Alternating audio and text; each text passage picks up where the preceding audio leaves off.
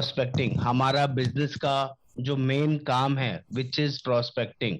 अगर हम प्रोस्पेक्टिंग नहीं कर रहे हैं, नए कस्टमर नहीं ढूंढ रहे हैं, तो कहीं ना कहीं हमारा बिजनेस स्टैग्नेंट होने वाला है, स्थिर होने वाला है, रुकने वाला है। नदी भी होती है ना दोस्तों, वहां पर पानी बहता रहता है, तो वो नदी बड़ी और बड़ी और बड़ी विशाल होती चली जाती है।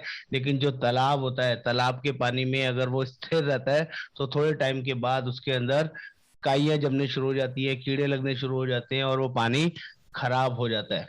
तो ऐसे ही एजेंट के बारे में कहा जाता है दोस्तों, कि अपने लिए, अपने काम के लिए, अपने बिजनेस के लिए आपको हमेशा प्रोस्पेक्टिंग करते रहना है, हमेशा नए लोगों से मिलते रहना है, हमेशा नए लोग अपने बिजनेस में जोड़ने हैं। क्योंकि कभी भी, मैं आपको बहुत बेसिक चीज समझा रहा हूँ जिसमें कि आप अंडरस्टैंड करिएगा, कोई भी बिजनेस कभी भी जानकार लोगों के साथ नहीं होता है, नॉन टू लोगों के साथ नहीं होता है, हमेशा अनजान लोगों के साथ ज्यादा बिजनेस होता है।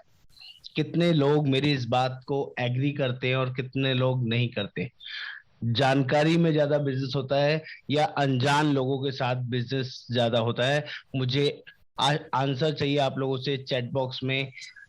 वन और टू, ऑप्शन वन और टू, किस में ज्यादा बिजनेस होता है? जानकार लोगों में ज्यादा बिजनेस होता है या अनजान लोगों से ज्यादा बिजनेस होता है? Okay, very good. आस्तिक जी number two, Rajendra Singh ji number two. तो हम लोग पहले प्रोस्पेक्टिंग समझेंगे, एक्चुअली होता क्या है, किसी भी बिजनेस के लिए ये मेन काम क्यों करता है। और अगर आपकी प्रोस्पेक्टिंग नहीं है, अगर आपने प्रोस्पेक्टिंग करना बंद कर दिया है, तो आपका बिजनेस भी वहीं स्टॉप हो जाएगा, कभी भी आगे नहीं बढ़ेगा। हमेशा प्रोस्पेक्टिंग करते रहिए। अगर आपको आगे बढ़ना है, लाइफ में कुछ बड़ा करना है, बड़ा पैसा अचीव करना है, तो prospecting is the foremost thing. जी नमस्कार, प्लीज जल्दी से स्टेबल हो जाइए। तो सबसे पहले प्रोस्पेक्टिंग के पर्पस बता देता हूँ। प्रोस्पेक्टिंग इज द मेन की ऑफ एनी बिजनेस। किसी भी बिजनेस का सूत्रधार है, मेन फंक्शन है। अगर उस मेन फंक्शन के अंदर प्रोस्पेक्टिंग बंद हो गई, तो वो बिजनेस भी वहीं स्टॉप हो गया, वहीं बंद हो गया। तो कभी भी प्रोस्पेक्टिंग नहीं छोड़नी है। प्रोस्पेक्टिंग मतलब तलाश, नए कस्टमर को ढूंढने की तलाश।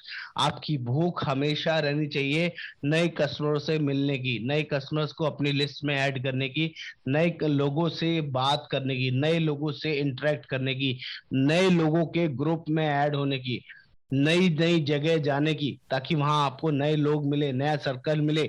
तो वो आपका मेन बिजनेस है। आपका काम ही लोगों से बात करना है, लोगों को इंट्रोड्यूस करना है, लोगों को समझाना है जो आप काम कर रहे हैं। हमेशा पुराने लोगों से इंट्रोड्यूस रहेंगे, ज्यादा बिजनेस कभी भी नहीं होगा। दो बार चार बार के बाद वो आपसे भागने शुरू हो जाएंगे, उसके बाद आप बोलेंगे, देखते ही दूर हो जाएंगे, ये फिर आएगा कोई इंश्योरेंस समझाएगा। तो प्लीज, जानकार लोगों में बहुत ज्यादा दिन काम नहीं होता है, ये मैं आपको प्रूव कर सकता हूँ, बता भी दूंगा कैसे। आगे देखते हैं। ये सबसे ज्यादा जरूरी है जो आपको अंडरस्टैंड करना चाहिए। और बिकॉज बिना रॉ मटेरियल के कभी भी फाइनल प्रोडक्ट प्रोड्यूस नहीं होता, डिलीवर्ड नहीं होता। अगर एक आटा चक्की है जिसको आप समझते हैं, ऊपर से गेहूं डालते हैं, फिर दो पाटे होते हैं उसके अंदर, चक्के होते हैं पत्थर के जिसके अंदर वो पिसता है, उसके बाद उसके अंदर से रॉ मटेरियल कन्वर्ट होके फाइनल प्रोडक्ट में निकलता है, दैट इज कॉल्ड आटा। जब तक आप गेहूं नहीं डालेंगे, तो आटा भी नहीं निकलेगा। इस बात को एक चक्की के एग्जाम्पल से आपको समझाने की कोशिश कर रहा हूँ।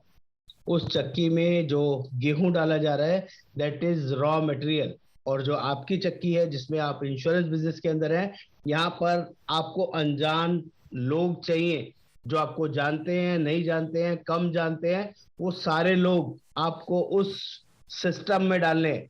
फिर उन लोगों से बात करनी है, उसमें से फाइंडिंग करनी है, उसमें से प्रोस्पेक्टिंग करके, बातचीत करके, टाइम लेके, मीटिंग करके, फाइनली कौन लेगा कौन नहीं लेगा, पहले से प्री जजमेंट नहीं करना है, दिमाग नहीं लगाना है कि मैं इस लिस्ट में इसको लूं या नहीं लूं। बिना दिमाग लगाए लिस्ट बनानी है। बताऊंगा लिस्ट में क्या बनाना होता है, कैसे बनाना होता है। कम से कम 300 से 500 लोगों का लिस्ट आपके पास होना चाहिए। आज भी जो लोग अपने फोन में, मोबाइल में काम करके खुश है कि हमने ये प्रोस्पेक्टिंग इसी में बना लेंगे, इसी में काम कर लेंगे, I am sorry, I am not agree with this. आपको रजिस्टर ही बनाना पड़ेगा। रजिस्टर में प्रॉपर फॉलोअप मेंटेन करने पड़ेंगे, किससे कब बात करी, किसने क्या बोला, कब मिलना है, कब फोन पे बात करनी है, कब जूम मीटिंग करानी है, उसके लिए आपको रजिस्टर ही मेंटेन करना पड़ेगा। वो बहुत जरूरी है, उस फॉर्मेशन को आपको फॉलो करना ही करना है अगर आगे बढ़ना है तो। थ्री टाइप्स की प्रोस्पेक्टिंग लिस्ट होती है जिसको आपको अच्छे से समझ में आना चाहिए। प्रोस्पेक्टिंग लिस्ट में सबसे पहले आता है हॉट लिस्ट। हॉट लिस्ट क्या होती है इसके बारे में भी बताऊंगा। नंबर 2 आता है वार्म लिस्ट और नंबर 3 आता है कोल्ड लिस्ट। सिर्फ दुनिया में 3 ही तरह की लिस्टें होती हैं। अगर आपने इन लिस्टों को सही तरीके से अंडरस्टैंड कर लिया तो कभी भी आपका बिजनेस कम नहीं होगा, कभी भी बिजनेस खत्म नहीं होगा, हमेशा दिन रात दुनी चौगनी आपका तरक्की होता जाएगा। लेकिन आपका लिस्टिंग होना चाहिए, hot list, warm list and cold list. मुझे आप तीनों में से बताइए, इन तीनों लिस्ट में से कौन सी ज्यादा पावरफुल लिस्ट है जिसमें से सबसे ज्यादा बड़ा बिजनेस हो सकता है। जो लोग भी पुराने हैं नए हैं, मैं सबको ऑफर दे रहा हूं 1 2 और 3। कौन सा ऐसा ज्यादा बड़ा वर्किंग है जिसमें सबसे ज्यादा काम हो सकता है। हॉट लिस्ट, वार्म लिस्ट और कोल्ड लिस्ट। Very good. कुछ लोग बोल रहे हैं, आस्तिक जी बोल रहे हैं कोल्ड, सुप्रावत जी बोल रहे हैं कोल्ड, राजेंद्र जी बोल रहे हैं एक नंबर हॉट लिस्ट में ज्यादा काम होता है। Okay, very good. और बाकी लोगों से भी पार्टिसिपेशन चाहिए। हॉट लिस्ट, वार्म लिस्ट और कोल्ड लिस्ट, किस लिस्ट में सबसे ज्यादा काम होता है, सबसे ज्यादा इफेक्टिव काम होता है और लॉन्ग लास्टिंग काम होता रहता है। Very correct Pratima ji, gold, cold, sorry cold. Santosh ji 1 and 2। Okay, Santosh ji बोल रहे हैं 1 एंड 2, गौरप्पा वार्ले जी बोल रहे हैं 2 और पवन कुमार जी बोल रहे हैं कोल्ड। ओके ओके, मैं सभी को आंसर दूंगा सर, बिल्कुल दूंगा। पार्टिसिपेट करते रहिए सर, बिना पार्टिसिपेशन किए ना आपको पता नहीं चलेगा कि आप क्या सही है क्या गलत है। आपको जो अच्छा लग रहा है, जो समझ में आ रहा है, उसके अकॉर्डिंग पार्टिसिपेशन कीजिए कि कौन सी लिस्ट ज्यादा पावरफुल है, हॉट लिस्ट, वार्म लिस्ट या कोल्ड लिस्ट। किसमें सबसे ज्यादा बिजनेस हमेशा रेगुलर होता रहता है, हमेशा। मेरे क्वेश्चन को ध्यान से सुनिएगा, उसके बाद आंसर कीजिएगा। मैं अभी की इमीडिएट की बात नहीं कर रहा हूं, हमेशा की बात कर रहा हूं, जिसमें हमेशा ज्यादा बिजनेस होगा ही होगा। Hot list. ओके, कोई बात नहीं, ठीक है। चलिए जल्दी से क्लियर कर लेते हैं इन तीनों लिस्टों का मतलब क्या है, इन तीनों लिस्टों में होता क्या है, कौन इसमें ज्यादा पावरफुल है, किसमें ज्यादा बड़ा बिजनेस और रेगुलर बिजनेस होगा, ये भी मैं आपको बताऊंगा, समझाऊंगा। Everything, I am here for everything clear. मैं अगर हूं तो आपको एक एक चीज क्लियर करूंगा ही करूंगा, इसके लिए आप बिल्कुल बेफिक्र रहिए।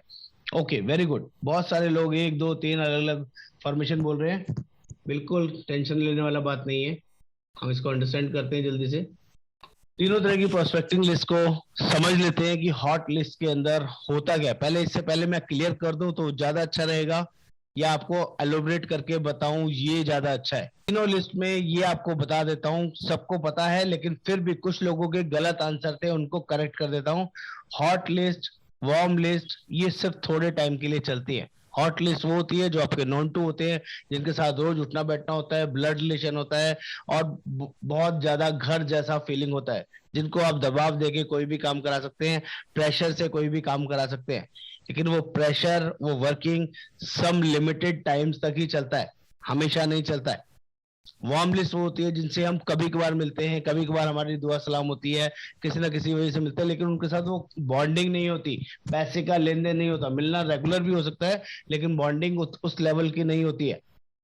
ऐसे लोगों से भी हम कभी कभार कुछ ना कुछ काम करा सकते हैं, बट नॉट एवरी टाइम। बार बार अगर हमने हॉट लिस्ट पे या वार्म लिस्ट पे पुश करना शुरू किया तो वो आपसे दूर भागने शुरू हो जाएंगे।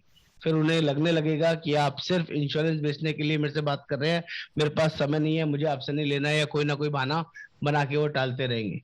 लेकिन जो कोल्ड लिस्ट होती है, कोल्ड लिस्ट सबसे ज्यादा यूजफुल होती है, जिसमें लोग सबसे कम ध्यान देते हैं।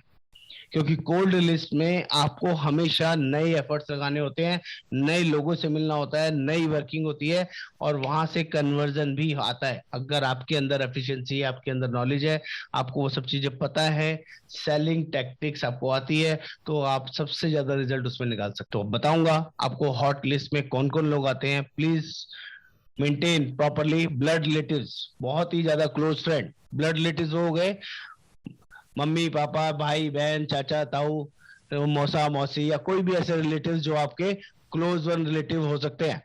वेरी क्लोज फ्रेंड्स भी हो सकते हैं, जिनके साथ चड्डी बड्डी वाला सीन होता है, बचपन से ही आज तक चलते आ रहे हैं, और हर चीज में वो हमारे हर सुख दुख में साथ है, कई बार रिलेटिव से भी ज्यादा हर फंक्शन में उनका आना जाना है। That is also hot list. वहां पर भी आप प्रेशर से, वर्किंग से काम करा सकते हो, उनको पॉलिसी दे सकते हो, उनको प्रेशरली बोल सकते हो कि आपको ये लेना जरूरी है, और वो आपकी बात को टाल नहीं सकते। चाहे छोटे भाई हो, बहन हो, अंकल हो, आंटी हो, इन लॉज में हो, या अपने मेन फैमिली में हो, जहां पर भी आपकी ज्यादा बॉन्डिंग है, वो हॉट लिस्ट के अंदर आते हैं। हर जगह पर नहीं होती है सारी बॉन्डिंग, जहां पर ज्यादा बॉन्डिंग है वहां पर आप इसको यूज कर सकते हो। Even brother in law, mother in law, sister in law, उन सबको भी आप पुश कर कर बिजनेस कर सकते हो, but certain time, not every time, हर बार नहीं कर सकते। आपको हर रोज काम करना है तो नए कस्टमर चाहिए। वेरी क्लोज कुलीग्स, कुछ ऐसे कुलीग्स भी हो जाते हैं जो दोस्तों से बढ़ के हो जाते हैं, उनके साथ भी बॉन्डिंग कई बार बहुत अच्छी होती है। आप उन पे रिलाई करते हैं, वो आपके ऊपर रिलाई करते हैं, उन लोगों को भी आप इस लिस्ट में डाल सकते हैं। और वेरी वेरी क्लोज रिलेटिव्स, वो ब्लड रिलेटिव नहीं है, लेकिन कुछ लोगों के साथ बॉन्डिंग बहुत अच्छी है, ट्रस्ट लेवल बहुत अच्छा है, उनके साथ काम करना, उनके साथ रहना, उनके साथ बातें करना, हो सकता है आपका या उनको ज्यादा अच्छा लगता हो। ऐसे लोगों के साथ भी आप हॉट लिस्ट में उसको वर्कआउट कर सकते हैं, उसकी लिस्टिंग कर सकते हैं। ये 4-5 तरह के लोग ऐसे होते हैं जिनको आपको हॉट लिस्ट कैटेगरी में करना ही करना है। ये सब क्यों बता रहा हूँ, क्योंकि आपको लिस्ट बनानी है। बिना लिस्ट बनाए इस बिजनेस में बहुत ज्यादा बड़ा बिजनेस आप कभी भी नहीं कर पाएंगे। और अभी जो टाइम चल रहा है, बिना लिस्टिंग के, बिना प्रोस्पेक्टिंग के, बहुत सारे लोग ये सोचते हैं जाएं तो कहाँ जाएं, बात करें तो कहाँ करें, किससे मिले, वो सारी प्रॉब्लम्स आपकी यहाँ दूर होने वाली है। लेकिन अगर आप इसको फॉलो करेंगे, तो अगर सिर्फ सुन के, टाइम पास करके, मीटिंग अटेंड करी, उसके बाद फिर अपने रूटीन में लग गए, फिर बिस्तर बिछाया, सो गए, अगले दिन फिर रूटीन में आ गए, तो आई एम सॉरी। इन मीटिंग्स का, ट्रेनिंग का फायदा जब है जब आप उसको इम्प्लीमेंट करेंगे अपने आप से, अपनी वर्किंग से, कि मुझे करना है, मुझे अचीव करना है, तो मुझे ये सब चीजें करनी ही पड़ेंगी, तभी इसका बेनिफिट आपको मिलने वाला है। नेक्स्ट, वार्म लिस्ट कौन सी होती है? वार्म लिस्ट में हमारे बहुत सारे ऐसे स्कूल फ्रेंड्स हो सकते हैं, कॉलेज फ्रेंड्स हो सकते हैं, इंस्टीट्यूट फ्रेंड्स हो सकते हैं, कोचिंग फ्रेंड्स हो सकते हैं, जिनके साथ हमारा मिलना जुलना कभी कभार रहता है। आज भी किसी ना किसी व्हाट्सएप ग्रुप में, सोशल गैदरिंग में, या सोशल मीडिया में कहीं ना कहीं उनसे कोई ना कोई पिक्चर आपस में शेयरिंग करते हैं, वीडियो शेयरिंग करते हैं, और कोई ना कोई दुआ सलाम रहती है।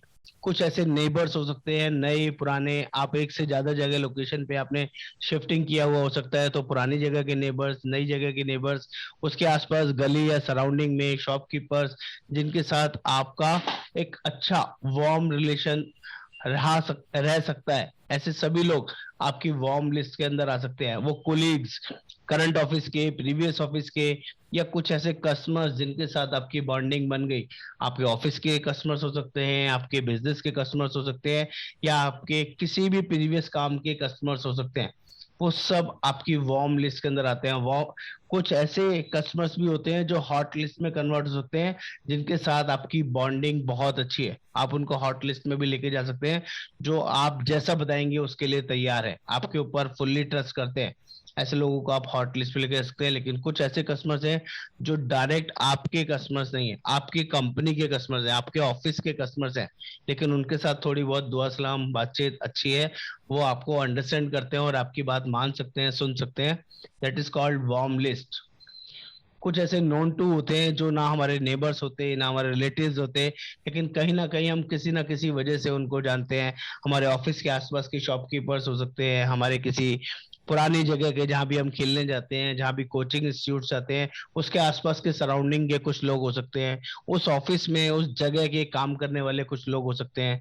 कुछ ऐसे रेफरेंसेस हो सकते हैं, कुछ कोई फ्रेंड के फ्रेंड हो सकते हैं, जिन्होंने कभी ना कभी आपको एक दूसरे से मिलवाया था, लेकिन आज अच्छी दुआ सलाम है, बातचीत होती रहती है, कभी भी गेट टुगेदर होती है, कोई कंसर्न होता है तो मिलना जुलना हो जाता है। ऐसे लोग, सभी लोगों को आपने छोड़ना नहीं है, क्योंकि जब आप अपने फोन की लिस्ट उठा के देखेंगे, हर एक के फोन में 100, 200, 500, 1000 नंबर मिनिमम होते हैं। जितनी ज्यादा बड़ी आपकी प्रोस्पेक्टिंग लिस्ट होगी, उतना बड़ा बिजनेस गारंटी है, उतना बड़ा business. Please please put your list, आपको बनाना ही बनाना है, बिना कोई इफ एंड बट किए। और एटलीस्ट रिलेटिव का रिलेटिव, एनी फंक्शन में, मैरिज में, किसी भी गेट टुगेदर के अंदर आप मिले हैं, कोई भी किसी की फंक्शन पार्टी हो सकती है, इनॉग्रेशन हो सकती है, कई बार ऐसी कॉन्फ्रेंसेस होती हैं, बिजनेस मीट्स होती हैं, वहां पर भी कुछ लोग आपको मिल जाते हैं जिनके साथ आपकी ट्यूनिंग एक अच्छी फ्रेंडशिप वाली हो जाती है। लेकिन वो क्लोज फ्रेंड इसलिए नहीं होते, हॉट फ्रेंड इसलिए नहीं होते क्योंकि उनके साथ रेगुलर मिलना जुलना नहीं है। लेकिन जब भी मिलते हैं एक वार्म रिलेशंस के साथ मिलते हैं, they are the also warm list, उसको भी आप वार्म लिस्ट में कन्वर्ट करके हॉट लिस्ट बना के उनको पॉलिसीज बेच सकते हैं। लेकिन वार्म लिस्ट में इमीडिएट सेलिंग नहीं होती है, इस चीज का ध्यान रखिएगा। हॉट लिस्ट में इमीडिएट सेलिंग होती है, वार्म लिस्ट में कन्वर्ट करने में समय लगता है, दोबारा रिलेशन बिल्डअप करने में, दोबारा मिलने जुलने करने में थोड़ा समय लगता है। मेरी बात यहाँ तक आप लोगों को समझ में आ रहा है कि नहीं? मैं यहाँ आपको अनम्यूट का ऑप्शन अलाउ कर देता हूँ, अनम्यूट भी कर सकते हैं, क्योंकि उस टाइम तो लोग ज्वाइन कर रहे थे तो बहुत डिस्टर्बेंस था। अब एटलीस्ट आप बता सकते हैं कि आपको यहाँ तक मेरा बात अगर समझ में आ सर रहा है कि नहीं। जितना टाइम सुना हूँ सर पूरा समझ में आया है। सर माफी चाहूंगा जादाब जी, लेकिन अनफॉर्चुनेटली आप लेट हो जाते हैं और कोई ना कोई इंपॉर्टेंट चीजें निकल जाती हैं आपके हाथ से। सर बहुत ही सर। और ये अभी मेरा काम गलती करते। नहीं है सर, हमने 8:10 से स्टार्ट किया सर, आप उसके भी बाद से स्टार्ट हुआ है। मैं टाइमिंग को लेके थोड़ा सा पंक्चुअलिटी रहता हूँ सर, 8 बजे का मतलब 8 बजे, लेकिन कुछ लोगों की वजह से 5-10 मिनट लेट करना पड़ा क्योंकि शुरू में लोग कम थे सर। कोई बात नहीं, जितना आपने सीखा है मैं सर आगे बाद में रिपीट कर दूंगा। सर लेकिन यहाँ सर तक ऑन द वे था, पानी पीने का भी टाइम नहीं मिला, आके छूट दौड़ दौड़ के आके बैठ गया रूम पे। आप सर मोबाइल से ही कान में लगा के लीड ज्वाइन कर लिया कीजिए, ये भी सफिशिएंट होता है। हाँ मैं लेकिन बाइक चलाने का टाइम आवाज आता है ना बाहर से, तो सुनने के लिए थोड़ा प्रॉब्लम हो जाता है बाहर का अच्छा साउंड। अच्छा, चलिए कोई बात हेलमेट नहीं का है। अंदर में ब्लूटूथ कनेक्ट करता हूँ, हमेशा यूज करता हूँ। कोई बात नहीं सर। बाकी अभी तक मेरा बात बाकी सभी को समझ में आया कि नहीं आया है? जो मैंने अभी दो ही लिस्टों पे बात करी है, एक हॉट लिस्ट पे और एक वार्म लिस्ट पे। हॉट लिस्ट में मैंने आपको डिफरेंस बताया है कि हॉट लिस्ट के जितने भी लोग होते हैं उनको आप सेम टाइम पे क्लोज कर सकते हैं, चाहे आपको नॉलेज है, पूरा प्लान बनाना आता है नहीं आता है, आप उनको कन्विंस कर देंगे, प्रीमियम बताएंगे, पॉलिसी पेमेंट करवा सकते हैं, चेक ले सकते हैं, जो मर्जी करा सकते हैं, क्योंकि वहां आपकी कमांड है। यस और नो? मेरी बात आप समझ पा रहे हैं कि नहीं? मैं अपने भाई को, बहन को, बड़े को, छोटे को, मम्मी को, पापा को, या अपने इन लॉज में किसी को भी जोर जबरदस्ती करके बोल सकता हूँ ना, ये आपके लिए, परिवार के लिए अच्छा है, आपको लेना है, वो मेरी बात को मना नहीं कर सकते, क्योंकि मेरी भी कोई अहमियत है, मेरा भी परिवार है, और मैं अपने परिवार के भले के लिए उनको ये बोल रहा हूँ। यस और नो? मेरी बात समझ पा रहे कि नहीं? जहां मेरे क्लोज फ्रेंड है, जिनके साथ मैं चड्डी बड्डी हूँ, जिनके साथ मैं हर तरीके से मिक्सअप हूँ, उनको भी पुश करके बोल सकता हूँ भाई आपके परिवार के लिए जरूरी है, आपको ये लेना है। वहां वो मेरे को मना नहीं कर सकता कि यार तेरे से नहीं लूंगा, ऐसा सर यहाँ नहीं पे है। क्वेश्चन है सर। हेलो। जी। आज मैंने वो मेरा एग्जिस्टिंग क्लाइंट है, मतलब LIC का। हाँ। हम्म तो मैंने उसको हेल्थ इंश्योरेंस लेके थोड़ा उसके साथ डिस्कस किया।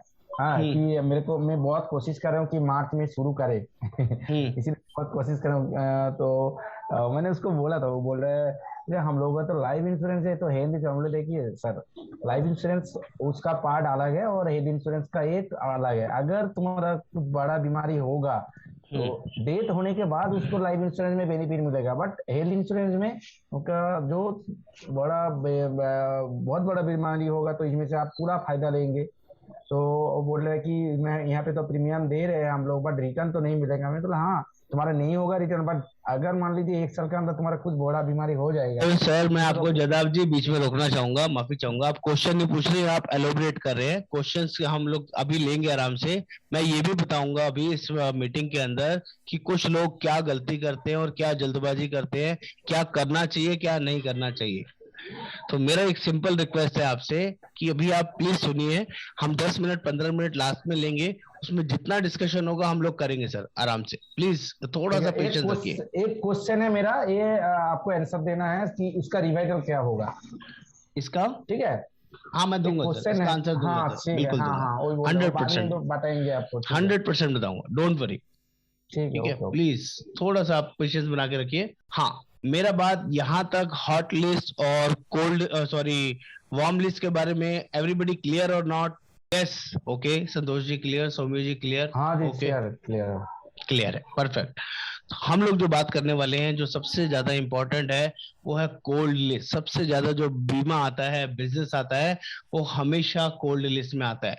कोल्ड लिस्ट क्या होती है? ये सभी को पता है, अननोन लोगों की लिस्ट, जिनको हम कभी नहीं मिले, आज पहली बार मिले हैं, या बहुत कभी कभार मिले थे लेकिन आज दोबारा मिलना हो गया, कोई ना कोई रेफरेंस के थ्रू मिलना हो गया। मेरा एक दोस्त है राम कुमार, उसने मुझे बोला यार वो मेरे खास चाचा जी हैं, ताऊ जी हैं, मेरे भाई हैं, मेरे अंकल हैं, एक बार उनसे जाके मिल ले यार, वो पॉलिसी लेना है। That is references also. आप किसी भी ऑफिस में, जॉब में, किसी भी बिजनेस में हैं, किसी भी सराउंडिंग एरिया में आपका जाना आना पड़ता है, मे बी मार्केट एरिया में, वहां पर भी आपको बहुत सारे लोग मिलते हैं, लेकिन अभी तक आपने कभी ट्राई नहीं किया, आपने कभी उनसे बात करने का कोशिश नहीं किया, आपने कभी उनको अपने बारे में नहीं बताया कि मैं क्या हूँ, क्या करता हूँ, मेरे पास क्या एबिलिटी है। वो जरूरत ही नहीं पड़ी आज तक, अभी तक। That is called cold list, जिनको आपको रिफाइन करना है, प्रोस्पेक्टिंग लिस्ट में डालना है, उनसे बात करके क्लोज करने का कोशिश करना है। बहुत सारी ऐसी राशन की दुकानें हो सकती हैं, सुपरमार्केट शॉप्स हो सकती हैं, कोई कोरियर शॉप्स हो सकती हैं, मिठाई की दुकानें हो सकती हैं, जिनको आप जानते तो हैं, लेकिन उनको कभी कस्टमर बनाने के लिए नहीं सोचा है, उनको कभी अपना कार्ड एक्सचेंज नहीं किया है, उनके साथ कभी इस तरह से बिजनेस के लिए बातचीत नहीं करी है। नमकीन शॉप, ग्रोसरी शॉप, अंडा ब्रेड शॉप, दूध की शॉप, मिल्क की, या बहुत सारी चीजों की शॉप, जिनसे आप बहुत सारा सामान खरीदते हैं, लेकिन कभी अपने बिजनेस के बारे में बात नहीं करते, वो सभी आपकी कोल्ड लिस्ट के अंदर आ सकते हैं। मैं आपको एक ब्रॉड आइडिया दे रहा हूं, क्यों दे रहा हूं? ताकि आपकी लिस्ट अगर छोटी बन रही है तो थोड़ा बड़ा बना ले। लिस्ट बनाते समय सिर्फ एक ही चीज का ध्यान रखना है, दिमाग नहीं लगाना है, प्री जजमेंट नहीं होना है, प्री जजमेंटल नहीं होना है। प्री जजमेंटल क्या होता है? यार वो तो करोड़पति है, वो तो कहाँ मेरे से लेगा, वो तो लखपति है, वो तो फटीचर है, उसके पास तो पैसे ही नहीं होंगे, या वो तो पहले से ही लेके रखा हुआ होगा, उसके पास तो एक नहीं चार चार पॉलिसी होगा, वो तो बहुत इंटेलिजेंट है, बहुत समझदार है, बहुत बेवकूफ है। प्लीज दिमाग नहीं लगाना है, मेरी सिंपल रिक्वेस्ट है। जितना बोला जाए, जितना समझाया जाए, आपको वैसा करना है। क्योंकि जो लोग प्री जजमेंट होके कोई लिस्ट बनाते हैं, तो उनकी लिस्ट कभी भी बड़ी नहीं बनती, हमेशा छोटी बनती है, क्योंकि वो लोग पहले से ही दिमाग लगा चुके होते हैं, ये तो नहीं लेगा, ये तो ले ही नहीं सकता, इसकी औकात ही नहीं है, या लेगा तो मेरे से नहीं लेगा, किसी और से लेगा, ये हम लोग पहले से ही सोच लेते हैं। तो प्लीज डोंट बी प्री जज। Very very clear. इसके बारे में थोड़ी सी ब्रीफिंग दे देता हूँ। हम लोग खुद से भी एफर्ट्स लगाते हैं, जो लोग फुल टाइम एजेंट्स होते हैं, मार्केट में वर्किंग करते हैं, लोगों से मिलते हैं, इंटरेक्ट करते हैं, अपने आप को इंट्रोड्यूस करते हैं और बात करते हैं। हिम्मत चाहिए होती है। बहुत सारे लोग बस स्टॉप पे, रेलवे स्टेशन पे, एयरपोर्ट पे, मेट्रो स्टेशन पे, बहुत सारे आने जाने वाली जगहों पे लोगों से मिलते हैं, बात करते हैं। That is also way of business. I don't know कौन कर पाएगा, कौन नहीं कर पाएगा। हर एक बंदे का अपना अपना तरीका है काम करने का।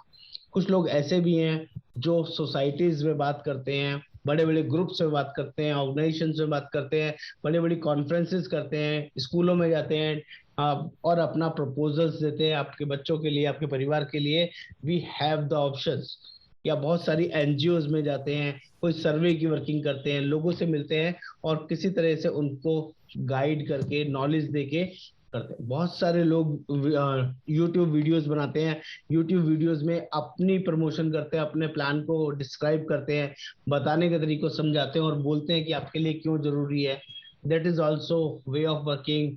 कोल्ड लिस्ट पे काम करना, दैट इज ऑल्सो। और कौन से तरीके हैं? बहुत सारे लोग प्रोफेशनल लोगों को टारगेट करते हैं, कोई डॉक्टर्स को करेगा, कोई इंजीनियर्स को करेगा, कोई चार्टर्ड अकाउंटेंट्स को करेगा, कोई एलआईसी एजेंट्स को करेगा, कोई बड़ी बड़ी अलग अलग लोकेशंस में, डिफरेंट डिफरेंट प्लेटफॉर्म पर एक पर्टिकुलर सेगमेंट को टारगेट करके भी लोग काम करते हैं। तो वो सारे सेगमेंट्स भी आप डिफाइन कर सकते हैं। कोई जॉब वालों को, कोई बिजनेस वालों को, कोई शॉपकीपर्स को, कोई फैक्ट्री ओनर्स को, या बहुत अलग अलग डिफरेंट डिफरेंट काम करने वालों लोगों को आप अपनी कोल्ड लिस्ट में टारगेटिंग कर सकते हैं।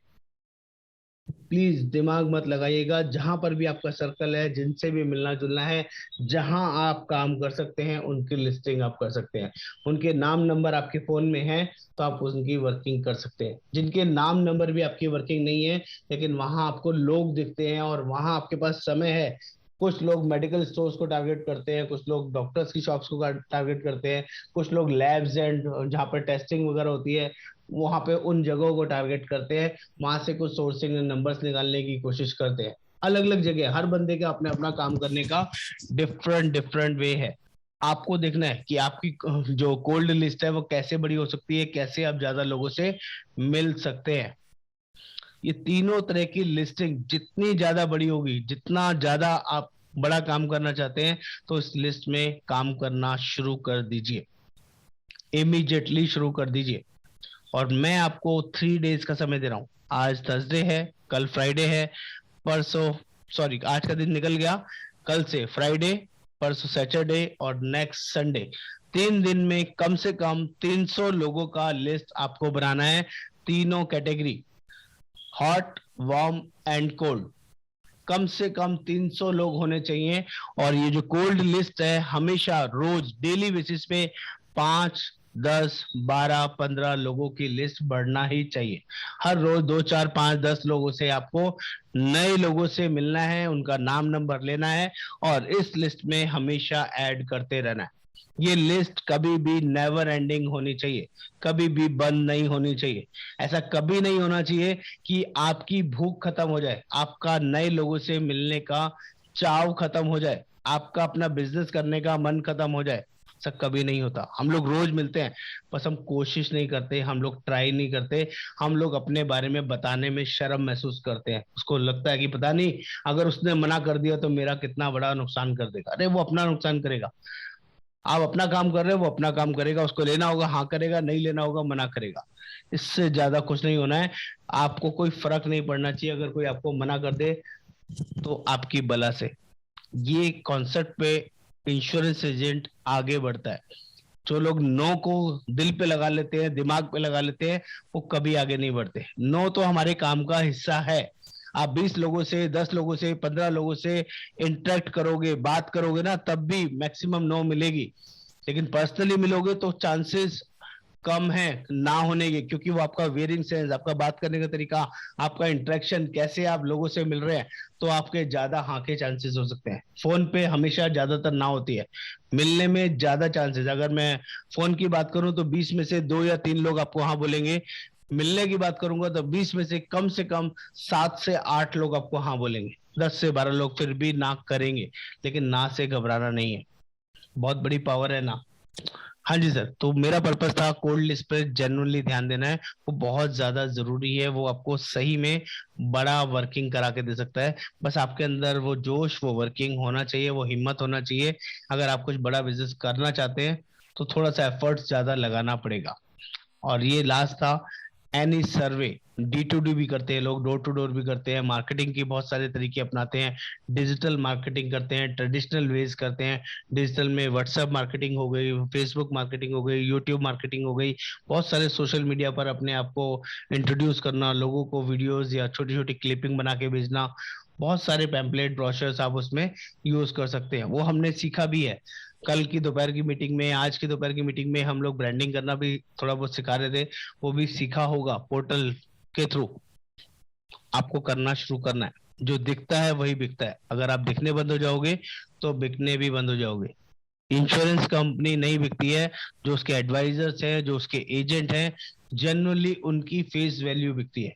आपके बात करने का तरीका, आपका प्रेजेंटेशन का तरीका की वजह से ही लोग पॉलिसी लेते हैं। अगर आप कॉन्फिडेंट नहीं है, आपका प्रोडक्ट कितना भी अच्छा क्यों ना हो, वो भी जीरो हो जाएगा। लेकिन अगर आप कॉन्फिडेंट है तो आप किसी को कुछ भी आराम से इजीली बेच सकते हैं, बता सकते हैं, समझा सकते हैं। फटाफट से आपको समझाने की कोशिश करूंगा कि 3 तरह की लिस्टिंग कितनी कितनी होनी चाहिए। आपको सबसे पहले एक रजिस्टर बाय करना है, 100 से 200 पेज का कम से कम रजिस्टर होना चाहिए आपका। और उसको हमेशा इस तरीके से, अगर मेरी पोजीशन आप देख पा रहे हैं, जो ये रजिस्टर है, जैसे मैं इसकी बात करूं तो इस फॉर्मेशन में होना चाहिए। इस पूरे पेज में एक ही लिस्टिंग चलेगी। फॉर्मेशन में भी आपको बताऊंगा। इस पूरे पेज में इस वाले साइड को यूज नहीं करेंगे, ये खाली ही रहेगा। एक ही साइड से अपने काम करेंगे, फिर अगला पेज शुरू करेंगे, तो उसके बाद देख यहाँ नहीं से पा रहा शुरू। हूँ सर। कोई बात नहीं सर, अब देख पा रहे हैं। नहीं सर, वो सर आपका नीचे में आ रहा है। हाँ सर, अभी देख पा रहा है। फॉर्मेशन, ये दोनों पेज ऐसे खुले हुए होना चाहिए, मेरा पर्पज ये है। इस खुले हुए पर्पज में क्या रहेगा, यहाँ से आप शुरू करेंगे तो अगर 1 2 3 4 आपने नंबर डाला, 10 तक नंबर आ गए, तो उसमें जो कॉलम्स अभी मैं आगे बताने वाला हूँ उसमें इधर वाले पेज को यूज नहीं करेंगे, इसको आगे पलट के अगला पेज आगे बढ़ा देंगे। ठीक है, इस तरह से आगे चलता रहेगा। एक ही साइड यूज होगी, दूसरी साइड पूरी खाली रहेगी। इसका पर्पस बताऊंगा, कॉलम्स जब बताऊंगा। हॉट लिस्ट के अंदर सबसे पहले आपको 50 से 100 नाम जो भी आपके हैं उनको लिस्टिंग कर लीजिए, फटाफट से लिस्ट डाउन कर लीजिए। उसमें डालने ही डालने जो भी आपके हॉट लिस्ट के अंदर आते हैं, उसकी कैटेगरी में आपको बता चुका हूँ कि हॉट लिस्ट में कौन लोग आते हैं। एवरीबडी क्लियर और नॉट? हॉट लिस्ट पता है सभी को? क्लियर है? हाँ सर। इसके बाद क्या करना है, सेकंड लिस्ट के अंदर 1 से 5 पेज के अंदर आराम से आपकी 50 से 100 लोगों की लिस्ट बन जाएगी। एक एक दो दो लाइन छोड़ के आप नाम लिखिएगा ताकि खिचड़ी ना पकाएं। किसके फॉलोअप वगैरह भी लिखने होंगे, कब मीटिंग करनी है, कब मिला, पॉलिसी ली नहीं ली, कोई ऑलरेडी चल रही है, रिन्यूअल कब आएगा, उन सब चीजों के लिए स्पेस देना है। तो कम से कम 1 से 2 लाइनें छोड़ छोड़ के नाम लिखिए। तो कम से कम 5 पेज छोड़ लेंगे ना, तो 5 पेज में आराम से 50 से 100 नाम आराम से आ जाएंगे। ठीक है, अगर एक पेज में 10 नाम आते हैं, 5 पेज में आराम से 50 नाम आ जाएंगे, 10 पेज में आराम से 100 नाम आ जाएंगे। तो 1 से 5 पेज में या 10 पेज में आराम से लिस्टिंग आपकी हॉट लिस्टिंग हो जाएगी। ठीक है, next warm list. Warm list के अंदर आप सभी की कम से कम 50 से 200 लोग होने चाहिए। ऐसे लोग जिनको आप पहले मिलते थे, आज नहीं मिलना हो रहा, कहीं ना कहीं व्यस्त हो गए, बिजी हो गए, लेकिन फोन में आज भी नंबर सेव है। इनके लिए भी आपको 8 से 10 पेज, 20 पेज कम से कम इनके लिए छोड़ के चलने हैं कि वार्म लिस्ट के अंदर आज याद नहीं आ रहे, बाद में याद आ जाएंगे, कोई ना कोई रेफरेंसेस से मिल जाएंगे। तो इनकी भी 50 100 200 नाम आपके कम से कम होने चाहिए। किसी के बहुत ज्यादा होंगे तो 500 होंगे, इससे ज्यादा नहीं होंगे। वार्म लिस्ट की बात कर रहा हूं। और तीसरा, at last not list, that is cold list. इसके लिए पूरा रजिस्टर आपका रहेगा, हमेशा रहेगा। आपको इस लिस्ट के अंदर वो सभी नाम, जिन लोगों से भी आप मिलना शुरू करेंगे, जिन लोगों से भी आप मिलना चाहते हैं, जो लोग भी आपकी कोल्ड लिस्ट में है, जिनसे आपका इंटरेक्शन तो होता है लेकिन कभी आपने बिजनेस के लिए बात नहीं किया, उन सभी लोगों को इस कोल्ड लिस्ट के अंदर डालेंगे। जिनके आपके पास नंबर हैं, बहुत अच्छी बात है, नहीं है तो सिर्फ नाम डालिए, नंबर बाद में मिलेंगे तो डालेंगे। लोकेशन डालिए, दुकान का नाम डालिए, जो भी आपको जिस भी इंटरेक्शन से आप मिलते हैं उसके नाम के साथ वो नंबर डिटेल्स डालने का कोशिश कीजिए। नंबर अभी नहीं है, बाद में मिलेगा, लेकिन लिस्टिंग बनाइए। ये तीनों चीजें आपको रजिस्टर में फॉर्मेशन करनी है विद इन 3 डेज के अंदर। उसके बाद भी आगे का काम करना बताऊंगा। इसके लिए 11 से 20 से 100 पेज, 150 पेज आपको खाली छोड़ने हैं, कॉलम्स क्रिएट करने हैं। कॉलम्स क्या क्या होने चाहिए, क्या क्या डिटेल्स आपको चाहिए होंगी, ये टेंटेटिव में आपको एग्जैक्टली बताऊंगा। करना क्या है, बहुत सिंपल, फॉर्मेट सिंपल है। सीरियल नंबर आएगा, नेम आएगा, उसको आप कैसे जानते हैं, उसका रिलेशन क्या है, भाई है, चाचा है, ताऊ है, कोई रिलेटिव है, फ्रेंड है, किसी तरह का नॉन टू है, नेबर है, उसकी कैटेगरी आपको यहाँ मेंशन करनी है। उसका मोबाइल नंबर क्या है, और रिमार्क्स के कॉलम ही रहेंगे, remarks 1, remarks 2, remarks 3, remarks 4, remarks 5, remarks 6, आगे छोटे छोटे कॉलम रिमार्क्स के आप बना के, जो मैंने ओपन इस तरह का स्लैंटिंग वे बताया था ना, उसमें आगे के कॉलम से रिमार्क्स 1 2 3 4 5 बना के कॉलम बना के छोड़ दीजिए। कुछ ऐसे लोग भी होंगे जो पहली बार में ही क्लोज हो जाएंगे, पॉलिसी ले लेंगे, तो उनके रिमार्क्स की जगह खाली रह जाएगी। लेकिन बहुत सारे ऐसे लोग होंगे जिनके साथ पहली मीटिंग होगी, फिर वो दूसरी मीटिंग के लिए बुलाएंगे, फोन करेंगे, तो उनके साथ लिखना होगा कि 5 तारीख को फोन करना है, 4 तारीख को फोन करना है, 12 तारीख को मिलने के बुलाया है। तो वो रिमार्क्स वाले कॉलम में आपका फॉलो अप डिटेल उसमें सब चलता रहेगा जब तक वो कस्टमर क्लोज नहीं हो जाता। तो ये फॉर्मेट को दिमाग में बैठा लीजिए, फोटो खींच लीजिए, ये फॉर्मेट आपके रजिस्टर में होना ही होना चाहिए। That is very very clear. यहाँ तक प्रोस्पेक्टिंग में किसी को कोई डाउट है क्या? कोई ऐसी चीज जो अभी तक मेरी बात किसी को समझ में नहीं आई है तो फटाफट से बताएं, तो फिर अगला टॉपिक इसी में कंटिन्यू करूंगा, क्योंकि मुझे और भी कुछ चीजें सिखानी है आपको। हाँ सर, एक्चुअली मैं जानना चाहता था कि ये जो पेज आप बनाने के लिए बोल रहे हैं, ये क्या जी बड़ा वाला खाता होना चाहिए या फिर डायरी में हो जाएगा? सर, अगर डायरी अच्छा है, अच्छी क्वालिटी का है, तो छोटा डायरी ना रख के थोड़ा सा बड़ा डायरी रखिए। डायरी में भी एक लोटस साइज डायरी आता है और एक बेसिक साइज डायरी आता है। तो बेसिक डायरी नहीं रखना है सर, आपको लोटस वाला डायरी रखना है, नहीं तो फिर रजिस्टर ही रखिए, वो ज्यादा अच्छा है। और अच्छा। बहुत मोटा नहीं रखना है, 150 200 page is more than sufficient. 150-200 page का पतला सा रजिस्टर आता है, उसको आप आराम से बैग में कहीं भी कैरी कर सकते हैं, और वो बहुत ज्यादा बल्कि भी नहीं होगा, बर्डन भी नहीं देगा, लेकिन वो सारी जिंदगी आपको कमा के देगा। एक रजिस्टर भर जाएगा, दूसरा ले लेना, दूसरा भर जाए तीसरा ले लेना, लेकिन उसको कैरी करना सर, उसको हमेशा रखना अपने पास। ओके। ठीक है, यहाँ तक किसी और को डाउट है, कोई ऐसी चीज जो अभी तक नहीं समझ में आई हो? ऐसा बोल रहा हूँ सर, मतलब जैसे कोड लिस्ट का जो सर लिस्ट बनेगा, तो हम्म। क्या मतलब उसमें सर ये मतलब नाम और सर रिलेशन तो कुछ भी नहीं है, तो वो कोड लिस्ट होगा, तो उसका हम्म। मोबाइल नंबर होगा और उसका तो एड्रेस वगैरह कुछ नहीं लेना है, तो सर सिर्फ जो कोल्ड लिस्ट में ना कोई रेफरेंस होगा। कोल्ड लिस्ट में क्या होगा, वहां पर रिलेशन नहीं होगा, लेकिन कोई ना कोई लैंडमार्क, कोई ना कोई ऐसी चीज, कोई ना कुछ ऐसा कुछ होगा जिससे उससे रिकॉग्नाइज किया जा सके। फॉर एग्जाम्पल, मैं कोल्ड लिस्ट की लिस्ट बनाता हूँ, और मैं एक ऐसी शॉप है जिससे मैं रेगुलरली मिठाई खरीदता हूँ, तो मैं क्या हाँ लिखूंगा, वो शॉप के ऑनर का नाम है जो उसको मैं जानता हूँ, मे बी गुप्ता जी है, मुझे उनका पूरा नाम भी नहीं पता, लेकिन मैं उसके हम्म। साथ में रिलेशन वाली जगह में लिखूंगा, ये वो स्वीट शॉप है, स्टैंडर्ड स्वीट शॉप, तो मेरे को ध्यान रहेगा ये गुप्ता जी कौन है, स्टैंडर्ड स्वीट शॉप के मालिक है, ऑनर है, एम्प्लॉई है, तो उसके साथ में रेफरेंस में वो चीज डाल दूंगा। मुझे लगता है कि मैं एक मेट्रो में जाता हूँ, तो मेट्रो में जाते वक्त मुझे एक कंपेनियन मिलता है, वहां पे रोज एक बंदे से मुलाकात होती है, हर रोज आता जाता है, देखने में ठीक ठाक लगता है, वो टोपी वाला है, तो मैं उसके साथ लिख दूंगा, उसका नाम संजय है, टोपी वाला, metro. That is my reference आपको हेलो खुद सर। के लिए। हाँ, एक सेकंड आस्तिक जी, एक बार इनको सर, बता दो फिर आपसे। ये चीज आप रिपीट कीजिए सर, ये मिस कर गया था नेटवर्क की वजह से, प्लीज रिपीट कर दीजिए पहले से। और मेट्रो वाला बोल रहे थे सर। अच्छा अच्छा, बताया था सर, मैं आपको बता रहा था, कोल्ड लिस्ट के अंदर जिन लोगों को भी आप सिर्फ नाम से नहीं जानते, उनका रिलेशन कैसे बताएंगे, रिलेशन वाला कॉलम में आपको उनका रेफरेंसेस लिखना है। रेफरेंसेस क्या होगा, वो शॉपकीपर हो सकते हैं, जिन शॉपकीपर से आपको मिलना है, वो किसी बिजनेस करने वाले लोग हो सकते हैं, किसी जॉब में हो सकते हैं, किसी बस स्टैंड में, मेट्रो स्टेशन में, या कहीं ना कहीं आपकी उनसे मुलाकात की कोई ऐसी जगह होती होगी जहां आप उनसे मिलते हैं, तो वो रिलेशन की बदले और रेफरेंस डाल दीजिए। तो नाम के साथ जब रेफरेंस डाला होगा, तो आपको उनको रिकॉग्नाइज करना इजी होगा। या लोकेशन डाल सकते हैं, लोकेशन में कई बार कुछ लोग सेम स्टेट के हो सकते हैं, कई बार अदर स्टेट के लोग भी हो सकते हैं, तो डिपेंड्स करता है कि आप उनसे कैसे मिल सकते हैं, कैसे, कहाँ, और जिससे आपको उनका नाम ध्यान आ जाए। ऐसे रेफरेंसेस आप यूज कर सकते हैं कोल्ड लिस्ट के लिए। एनीबडी तो और किसी सर, को? हाँ जी। सर, सोचिए कि किसी का मतलब कोई रिलेशन नहीं है, उनके साथ नहीं मिलता हूँ, सिर्फ हम्म। उनका नाम नंबर और एड्रेस पता है, जिनके साथ मेरा कोई ताल्लुकात ही नहीं, सिर्फ उनका मतलब लिस्ट, एक लिस्ट है जिसको मैं मतलब कि कहीं से भी लेके आया सर हूँ। आप कहीं से भी लेके आए, आपने डीटीडीसी किया होगा, डोर टू डोर किया होगा, सर्वे किया होगा, आपको कहीं से वो लिस्ट मिली होगी, मे बी हाँ। किसी बिजनेस वालों की लिस्ट मिल गई, मे बी किसी जॉब वालों की लिस्ट मिल गई, तो कोई ना हम्म। कोई तो आपको रेफरेंस मिला ना, कि ये जॉब करता है, बिजनेस करता है, कुछ ना कुछ तो होगा ना आपको रेफरेंस। वो इसलिए रेफरेंसेस जरूरी है, जिससे आपको पता चले आप किस सेगमेंट में काम कर रहे हैं। जो आपके साथ आपका सीनियर उसको करवाएगा, उसको भी तो पता होना चाहिए कि ये लिस्ट किस चीज की है।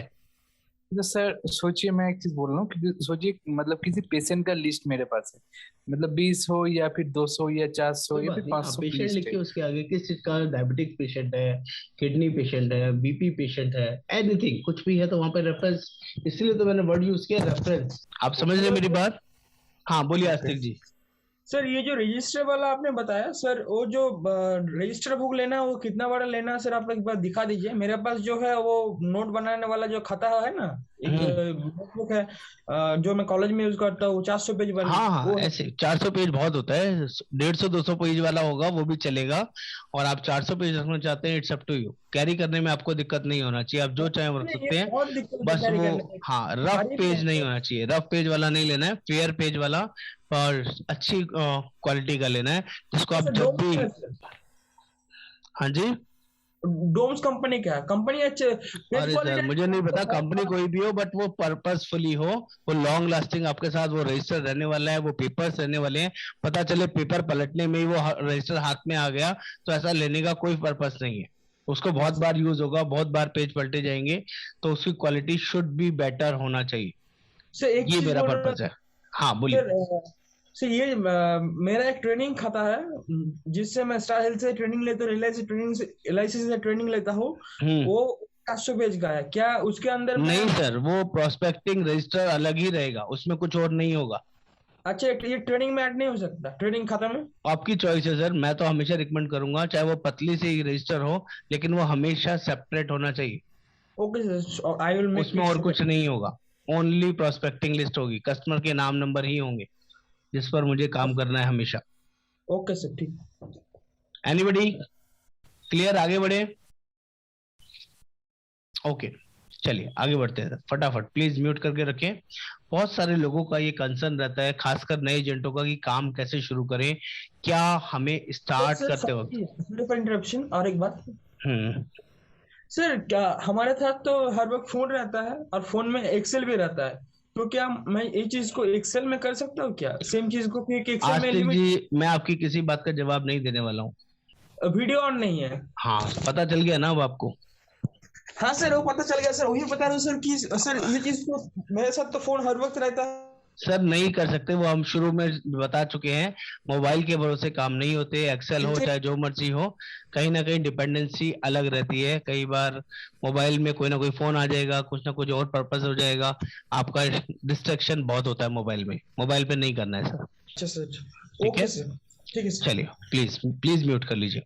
हाँ, बहुत सारे नए एजेंटों का एक क्वेश्चनिंग रहता है, खुद से कंसर्न रहता है कि सर हम लोग काम कैसे और क्या शुरू करें, हमें शुरुआत में क्या करना चाहिए। मैं आपको वो बेसिक चीज शुरुआत वाली बता रहा हूँ जो आपको करना ही करना है, जिससे कि आप इनिशियली स्टार्ट हो सके। क्या चीजें है वो, उसको ध्यान से समझ लीजिए। प्रोस्पेक्टिंग करना है, उसके बाद ये काम करना है। प्रोस्पेक्टिंग साइड बाय साइड चलता रहेगा, ये आपको इमीडिएटली शुरू करना है। जैसे सबसे पहले प्रोस्पेक्टिंग लिस्ट बनाना ही बनाना है, इसमें कोई इफ एंड बट नहीं है, इसमें कोई शॉर्टकट मीडिया नहीं है, ये लाइफ लॉन्ग वर्किंग है जो जिंदगी भर करनी है, कभी भी नहीं छोड़नी। आज मैं भी बनाता हूँ, मैं भी हमेशा बनाता हूँ, कभी भी छोड़ता नहीं प्रोस्पेक्टिंग बनाना। हमेशा सबसे पहले, जो आप इस बिजनेस में नए हैं, चाहे आप एलआईसी एजेंट हो, नहीं एजेंट हो, अपना विजिटिंग कार्ड्स प्रिंटिंग के लिए दे दीजिए। अगर आपने अभी तक नहीं दिया है तो प्लीज दे दीजिए, इसमें कोई देरी नहीं चाहिए। आज की डेट में उसको डिजाइन कर लीजिए, कल सुबह प्रिंटिंग को दीजिए, 2 से 3 दिन में बन के आ जाएगा। कम से कम क्वांटिटी 1000 छपवाना है, 1000 से कम सोचना भी नहीं है। और 1000 छपवाने की कॉस्ट हार्डली 300 से 400 रुपए आती है, बहुत सस्ते छपते हैं। और आज से, अभी से एक चीज दिमाग में बात बैठा लेनी है, जिस भी पर्सन को आप पैसा देंगे, कोई भी सामान खरीदेंगे, उसको अपना विजिटिंग कार्ड देना ही देना है। 2 लाइनें जरूर अपने बारे में बतानी है। मैं योगेंद्र वर्मा हूं, मैं स्टार हेल्थ का हेल्थ एडवाइजर हूं, मैं हेल्थ इंश्योरेंस प्रोवाइड करता हूं, बेचता हूं, और क्लेम दिलाने में एक्सपर्ट हूं। किसी भी प्राइवेट हॉस्पिटल में आराम से बढ़िया से इलाज होगा, पैसा नहीं लगेगा। कोई भी 2 लाइनें 3 लाइनें आप अपने लिए याद कर लीजिए, जिससे कि लोगों को आपका काम और आपका वर्किंग समझ में आ जाए। तो जब भी आप किसी को 1 रुपया देंगे, 10 रुपए दे, 50 रुपए दे, 500 रुपए दे, 5000 रुपए दे, या 5 लाख रुपए दे, उसको अपना विजिटिंग कार्ड देना है, अपने काम के बारे में बताना है, जिससे कि आपकी ब्रांडिंग स्टार्ट हो जाएगी, लोग आपको जानना शुरू कर देंगे। ये पहला काम है, आपको करना ही करना है, जल्दी से जल्दी। अपना बोर्ड बनवा लें। अगर आप घर से काम करते हैं तो घर के बाहर बोर्ड लगा लीजिए, अगर आपका खुद का ऑफिस है वहां पर एक अच्छा सा बोर्ड बनवाइए, हेल्थ एडवाइजर लिख के, स्टार हेल्थ लिख के, कि मैं हेल्थ इंश्योरेंस एक्सपर्ट हूँ, मैं सभी लोगों को हेल्थ इंश्योरेंस प्रोवाइड कराता हूँ। कुछ सर्वे फॉर्म बनवा के रखिए। अगर आप डेस्परेटली फुल टाइम काम करने वाले इंसान है, जॉब के साथ कर रहे हैं, तो आई एम सॉरी, आपको टाइम मिलता है या नहीं मिलता है, लेकिन जो लोग फुल टाइम अवेलेबल है, वो छोटे छोटे सर्वे फॉर्म, लोगों से मिलने के बहाने ढूंढने के सर्वे फॉर्म बना के रख लें, इससे आपको काम मिलेगा। पैम्पलेट बनवा के रख लें, अपने बिजनेस को, अपनी वर्किंग को, अपनी नॉलेज को उस पैम्पलेट के अंदर डाल लें। छोटी छोटी चीजें लिख लें, जिससे कि बहुत ज्यादा डिटेल वाला फंक्शन नहीं होना चाहिए, छोटा छोटा इफेक्टिव चीजें उसमें हो, जिससे लोग आपको इंटरेक्ट करके आपसे पॉलिसी ले लें। ऐसा कुछ उसमें आपका नाम, नंबर, फोटो भी होना चाहिए। पैम्पलेट की बात कर रहा हूँ, बोर्ड जरूरी है। और बोर्ड नॉट इवन आपके ऑफिस, नॉट इवन आपके होम, आपके सराउंडिंग एरिया में होना चाहिए। अगर आप 1 किलोमीटर, 2 किलोमीटर, 3 किलोमीटर के रेडियस में थोड़ा सा खर्चा करके बोर्ड लगवा देंगे, किसी को हेल्थ इंश्योरेंस की जरूरत है तो मुझसे संपर्क करें, I am the health insurance expert, Hindi में, इंग्लिश में, या लोकल लैंग्वेज में जो बोर्ड की कॉस्ट आती है बहुत ज्यादा नहीं आती, 100, 150, 50 रुपए, 50 बोर्ड, 100 बोर्ड, 200 बोर्ड, 500 बोर्ड। थोड़ी सी एक बार इन्वेस्टमेंट कर लीजिए अपने बिजनेस पे। ये बिजनेस थोड़ा सा खर्चा मांगेगा लेकिन पैसा बहुत बड़ा देगा। अगर वो बोर्ड आपका 2 महीने, 6 महीने, साल भर लगा रह गया, बजाय कि मेन रोड के आपको अंदर वाले रोड्स पे लगवाना, अंदर वाली गलियों में लगवाना है, अंदर वाली कॉलोनियों में लगाना है, अंदर सोसाइटीज के आसपास लगवाना है, तो वो बहुत ज्यादा दिन तक आपका वो बोर्ड वहां पर ब्रांडिंग के लिए लगा रह गया, तो वहां से अपने आप आपके पास कॉल्स आनी शुरू हो जाएगी। आपकी जो कॉस्टिंग है, जो बोर्ड में, पैम्पलेट में, सर्वे में जो आप खर्चा करेंगे, हार्डली 5 से 10 पॉलिसीज करते ही निकल जाएगी। उसके बाद आपकी कमाई शुरू हो जाएगी। ये सोच लीजिए आपने शुरू में इन्वेस्टमेंट करी थी, ये करना ही करना है, इसमें कोई शॉर्टकट नहीं है। जो लोग जेन्युइनली काम करना चाहते हैं उनको मैं जेन्युइन खर्चे भी बताता हूँ। बहुत बेसिक बेसिक खर्चे हैं लेकिन आपको करने हैं। नेक्स्ट, अपनी ब्रांडिंग करना शुरू करना है। जिस दिन भी आपका स्टार हेल्थ का कोड आ गया और आपने ब्रांडिंग शुरू नहीं करी, it means you are lacking. अपने फोन में जितने कॉन्टेक्ट्स हैं उन सभी लोगों को आपके बारे में पता होना चाहिए कि now you are health insurance agent, health insurance expert, health insurance की बेसिक और बढ़िया सर्विसेज आप प्रोवाइड करते हैं। तो हर एक बंदे के व्हाट्सएप पर आपका मैसेज जाना चाहिए, उसके व्हाट्सएप पे हाय हेलो करके अपना छोटा सा कोटेशन जाना चाहिए, माई सेल्फ, ये अपना एक छोटा सा इंट्रोडक्शन टाइप करके फोटो के साथ कैसे भी करके उसमें लिख के लोगों को भेजिए। कोई भी हेल्थ इंश्योरेंस लेने के लिए संपर्क करें। मैं हेल्थ इंश्योरेंस में बेस्ट कंपनी के साथ जुड़ा हूं, हर तरह की सर्विसेज के लिए मैं अवेलेबल हूं। आपका सेल्फ इंट्रोडक्शन मैसेज, जितने भी आपकी कॉन्टेक्ट लिस्ट है, मैं अभी उस पर बात नहीं कर रहा हूँ, आपकी जो आपने लिस्टिंग बनाई है, मैं आपकी फोन की कॉन्टेक्ट लिस्ट की बात कर रहा हूँ, उन सबके पास चला जाना चाहिए।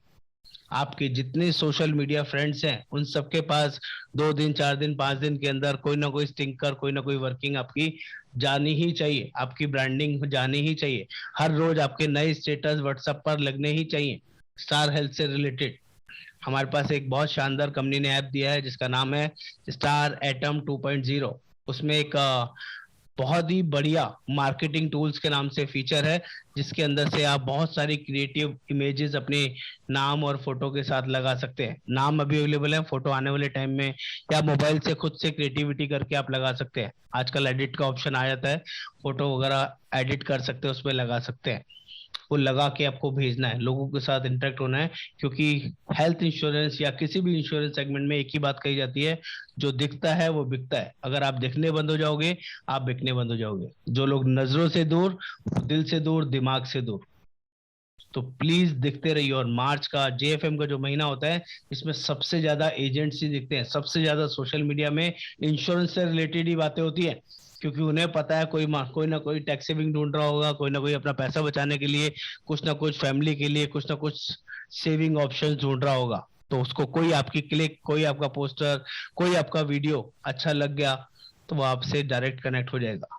और यहाँ पर बेस्ट पार्ट है, यहाँ पर कोई बाउंड्रीज नहीं है। ऑल ओवर इंडिया बेसिस पर आप पॉलिसी बेच सकते हैं, ऑल ओवर वर्ल्ड बेसिस पर आप पॉलिसी बेच सकते हैं। अगर आपका कोई कस्टमर इंडिया में रहता है, उसका कोई रिलेटिव इंडिया से बाहर भी कहीं रहता है, और वो आपका वीडियो देख ले, आपसे कहीं सोशल मीडिया के थ्रू जुड़ जाए और आपसे अपने रिलेटिव के लिए पॉलिसी लेना चाहता है, तो हम उसको दे सकते हैं। जो इंडिया में रहता है उसके लिए पॉलिसी हम दे सकते हैं। ये आपको पता है? नहीं पता तो मैं आपको बता रहा हूँ।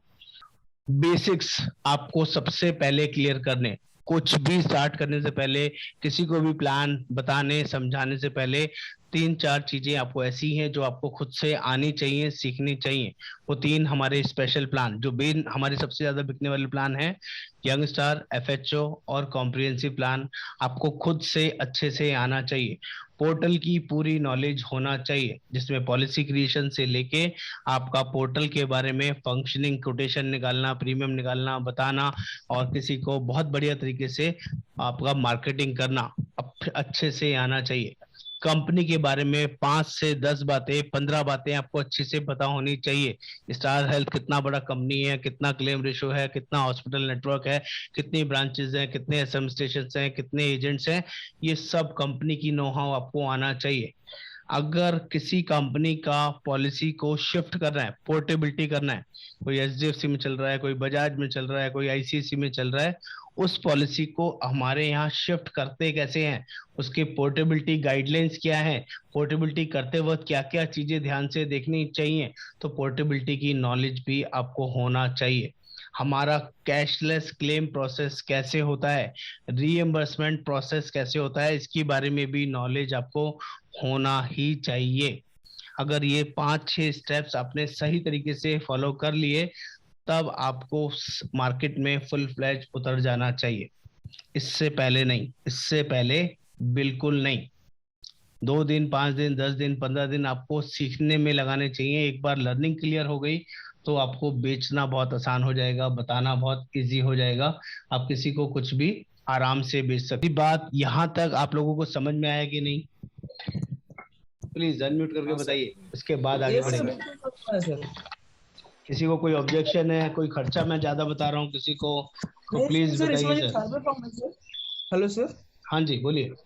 तो यहाँ पर जो सर्वे फॉर्म है ये 2 तरीके से बनता है, एक है गूगल फॉर्म के माध्यम से और एक है सर जो फिजिकल वाला फॉर्म, किसी के घर जाकर वहां पर सर्वे करना। तो उसमें क्या क्या कॉलम ऐड होना चाहिए और क्या क्या पूछना चाहिए उनसे, सर्वे कैसे करना है सर फील्ड में जाके, वो सब हम भेजेंगे सर, आपको फॉर्मेट भेजेंगे सब चीज का। फिजिकल सर्वे की बात कर रहा हूँ सर, मैं गूगल फॉर्म की बात नहीं कर रहा हूँ, यहाँ फिजिकल ट्रेडिशनल वेज की बात कर रहा हूँ। अच्छा सर। वो सब हमारे पास कुछ पैम्पलेट बने हुए हैं, कुछ हम आपको भेजेंगे, जिसको भी चाहिए, जिसको भी बनवाना है उसके लिए हम गाइड करेंगे, लेकिन ये करना है आप लोगों को। ओके सर, और ये वाला भी हो गया। और जो बोर्ड का कोई आपका ट्रेडिशनल डिजाइन है, आई मीन कुछ हटके, आपने कहा था कि एक बाबा है हमारे यहाँ गूगल बाबा, तो वहां से भी देख लेंगे, मगर आपके पास सर कोई अगर है तो आप वो डिजाइन भिजवा दीजिएगा।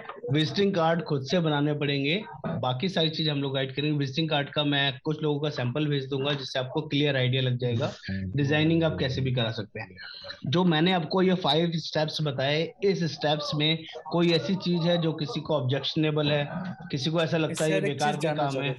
हाँ बोलिए सुप्रभात जी। सर मैं बोलना चाहता हूँ कि एक जो मतलब कि कॉम्बाइंड करके एक जो हेल्थ इंश्योरेंस को जो जो मतलब कि मेन फीचर्स होता है, तो मतलब उसको मतलब पॉइंट आउट करके एक तो अच्छे तरीके से एक मतलब कि पिक्चर भी देके, तो क्या उसका जेरोक्स या फिर कलरिंग जेरोक्स करके मतलब कि जितना भी ज़्यादा बांटा जाए, मतलब किसी के तरफ से या फिर खुद भी हो, मतलब ज़्यादा से ज़्यादा अगर दिया जा सकता है, तो क्या सर उसमें कोई सेल हो सकता है? सर क्या बोलना चाह रहे हैं? मैं बोल रहा हूँ कि सर मतलब कि एक मतलब जो पैम्पलेट जैसा ही कुछ, मतलब कि जिसमें मतलब प्लान का मेन फीचर्स रहेगा। और हाँ सर वो आप कर सकते हैं, वो आपकी चॉइस है, आपकी क्रिएटिविटी क्या है। अगर आपको लगता है ये यूजफुल होगा या नहीं होगा, आपको डाउट आ रहा है उस चीज को लेके, आप डिजाइन कीजिए, डिजाइन करके मेरे साथ एक्सचेंज कीजिए, मैं आपको उसमें करेक्ट करके दूंगा, करेक्शन करके दूंगा, आपको बताऊंगा ये फॉर्मेशन सही है या गलत है। हाँ सर, मैं जानना चाहता हूँ कि उसके बाद अगर वो फॉर्मेशन सही हुआ, उसके बाद उसको जेरोक्स या फिर कलरिंग जेरोक्स? नहीं सर, जेरोक्स या कलरिंग जेरोक्स की कॉस्टिंग बहुत महंगा पड़ता है सर, उसको प्रिंट कराना बहुत सस्ता पड़ता है। अच्छा, तो मतलब प्रिंट करा के तो मतलब कि ज्यादा से ज्यादा मतलब हाँ, कलरिंग क्वांटिटी 5,000, 10,000, 20,000, 50,000 आप आराम से प्रिंट करा सकते हैं, जिसकी कॉस्ट फोटो कॉपियर से बहुत सस्ती पड़ती है। हाँ हाँ, मैं सर वही बोल रहा हूँ कि सर मतलब कि उसके बाद उसको सर कहीं भी मतलब आप अलग अलग लोकेशन, अलग अलग वर्किंग में जहाँ भी आप करना चाहें, खुद से करेंगे तो बेनिफिट होगा, किसी बंदे से कराएंगे जीरो रिजल्ट आएगा। अगर किसी पर्सन को हायर करके आप पैम्पलेट उठवाने की कोशिश करेंगे, जीरो रिजल्ट आएगा सर, मैं आपको गारंटी करता हूँ। लेकिन अगर आप खुद से किसी को समझा के देते हैं ना, तो वो संभाल के पढ़ेगा, देखेगा, और उसमें हो सकता है आपको नंबर भी अपना शेयर कर दे। लेकिन कोई बंदे को हायर करके देंगे तो वो सिर्फ फेंक के आ जाएगा, देख के आ जाएगा, आपको एक सिंगल कांटेक्ट नहीं लाके देगा, उसका कोई रिजल्ट नहीं आने वाला है। This is open forum, please. Hello sir, और यहाँ पर जो मेरा 3 प्लान था वो बेसिक का कंप्लीट हो गया, पोर्टल भी कंप्लीट हो गया, पॉलिसिफिकेशन भी कंप्लीट है, पोर्टेबिलिटी और क्लेम प्रोसेस, ये दोनों अभी तक नहीं आता मुझे। आएगा सर, हम सब सिखाएंगे, डोंट वरी, जल्दी कराएंगे सर इसको भी। ओके सर, बाकी सारी चीजें आता है सर। अरे सर हम सब कुछ भी छोड़ने नहीं देंगे सर, आपको बेफिक्र रहिए। जो आप रिपीट भी करेंगे ना, तो आपका नॉलेज बढ़ेगा, कम नहीं होगा। यस सर, बिल्कुल सर। ठीक है। मैं तो हर मीटिंग ज्वाइन करता हूँ सर, एक भी मीटिंग मिस नहीं किया अभी तक। अब बात करेंगे तो सर रिक्वेस्ट है आप सभी से, जो लोग भी इंटरेक्ट करेंगे वीडियो ऑन करके ही करेंगे, अदरवाइज नहीं करेंगे सर। आई डोंट माइंड, मुझे कोई फर्क नहीं पड़ता, आप बात हाँ करते सर, रहे। मैं सर ये बता रहा था हेलो। कि सर जब से मुझे कोड मिला है हाँ 8 तारीख से, 8 जी। फरवरी से, हम्म तो उस जिस दिन से मुझे ट्रेनिंग मिला, हम्म ट्रेनिंग का लिंक, मैं हम्म हर ट्रेनिंग को ज्वाइन करता हूँ। वेरी ये गुड, वेरी रिकॉर्ड गुड। था मेरे आपको अभी तक। ट्रेनिंग में नुकसान नहीं होगा, ये भी मैं आपको बता रहा हूँ। आप जिंदगी भर भी यस सर, ट्रेनिंग लेते रहेंगे तब भी नुकसान नहीं होगा। ट्रेनिंग हमेशा काम आती है, कुछ ना कुछ नया सिखाती है। एक एक ट्रेनिंग 4 बार बस हो गया, वो बेसिक कीवर्ड्स वाला, वो तो कोई बात मेरा नहीं। मतलब या होटो में है। कोई अगर मुझे पूछे वो तो ठीक है, तुमसे ऐसे प्लीज प्लीज अभी म्यूट करना पड़ेगा आपको। शहजाद जी कुछ कहना चाह रहे हैं, बोलिए। सर प्लान के बारे में तो मैं अभी तीनों प्लान लेके थोड़ा मैं रिवाइज कर रहा हूँ, रिव्यू कर रहा हूँ, बट कैसे कस्टमर को बोलना है, बट आ मेरे रहा को हूँ सर, उस पे भी आ रीएम्बर्समेंट। रहा हूँ, अभी उस पे भी आ रहा हूँ। अभी यहाँ तक क्लियर है आपको? हाँ ये वाला हाँ हाँ, फॉर्मेशन क्लियर है? रीएम्बर्समेंट जो आपने इसमें जो कुछ चीजें जो ऐसी हैं जो आपने नहीं सीखी है, कुछ चीजें ऐसी हैं जिसमें आप लेट आए हैं, बहुत सारी चीजें ऐसी हैं जिसमें आपने कहीं ना कहीं समय नहीं नहीं नहीं, लगा हम पाए हैं, लोग अभी भी आप बिजी चल रहे मेंटेन हैं। तो, बट आपका पास सर मीटिंग पे तो मैं नया कुछ टिप्स मिला है, जैसे हम लोग कस्टमर फॉलोअप कैसे करते हैं, हम लोग तो जस्ट याद रखने के लिए साइड में ब्रैकेट दे के कुछ लिख देते हैं, बट आज जो आपने जो प्रोस्पेक्ट दिया है सीरियल, वो अच्छे है, या मैं मेरा एलआईसी पे भी बहुत काम आएगा ये। आएगा ना सर, मैं आपको बोल रहा था ना, आपको सब चीजों में काम आएगा सर। मैं, हमारा ट्रेनिंग आएगा आएगा। किसी स्पेसिफिक हेल्थ के लिए नहीं होती है सर, आप कहीं चाहे वहां यूज जी जी कीजिए। जी जी। It's up to you okay sir. Sir. तो सर काइंडली से रीएम्बर्समेंट, ये थोड़ा मेरे को पूरा कुछ भी नॉलेज नहीं है इसको, ये ट्रेनिंग भी मैंने नहीं लिया एक दिन। कल वो रख मैं देंगे, बताओ आप आओगे तो, ठीक है टाइम ठीक है से ठीक है आओगे तो कल रख सकते हैं। ठीक है। कल कल सेम टाइम पे है ना सर? हाँ, दोपहर में और शाम को, सो मॉर्निंग इवनिंग दोनों टाइम चलेगा सर। कल रख अच्छा देते ठीक है हैं, ठीक है, ओके, पोर्टेबिलिटी नो रख देते प्रॉब्लम, हैं, ठीक है। कैशलेस रख देते हैं, हो जाएगा सर, डोंट वरी। आप लोगों ओके के लिए ही सर हम लोग। प्लीज ठीक म्यूट है, कीजिए। पोस्ट के बारे में और रीएम्बर्समेंट है तो ठीक है ठीक है ठीक है, ओके। चलिए जल्दी से म्यूट करते हैं सर, बस 2-3 टॉपिक हो रहे हैं, उसके बाद आप लोगों के क्वेश्चन आंसर ही लूंगा, जो भी डाउट्स है सब क्लियर करूंगा। बहुत सारे लोग ये बोलते हैं सर हम लोगों से बात कैसे करें, कांटेक्ट कैसे करें, क्या चीज करें, और क्या गलतियों की वजह से जो हमारे होने वाले कस्टमर हैं, क्लोज होने वाले कस्टमर हैं, वो भी खराब हो जाते हैं। उसके बारे में आपको बताना समझाने की कोशिश करूंगा, क्योंकि लोग जल्दी कर जाते हैं। लर्निंग करना सबसे ज्यादा जरूरी है, सीखना सबसे पहले जरूरी है, उसके बाद उसको ट्राई करना, जो आपने सीखा है उसको ट्राई करना, कि जो मैंने सीख लिया उसको मैं करके देखूं, मैं बोलूंगा तो उसको कैसे बताऊंगा, कैसे समझूंगा।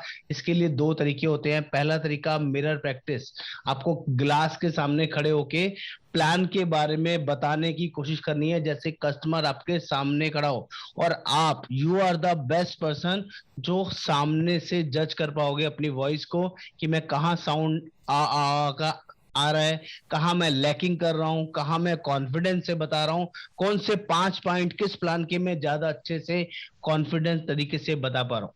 फर्स्ट तरीका इज मिरर।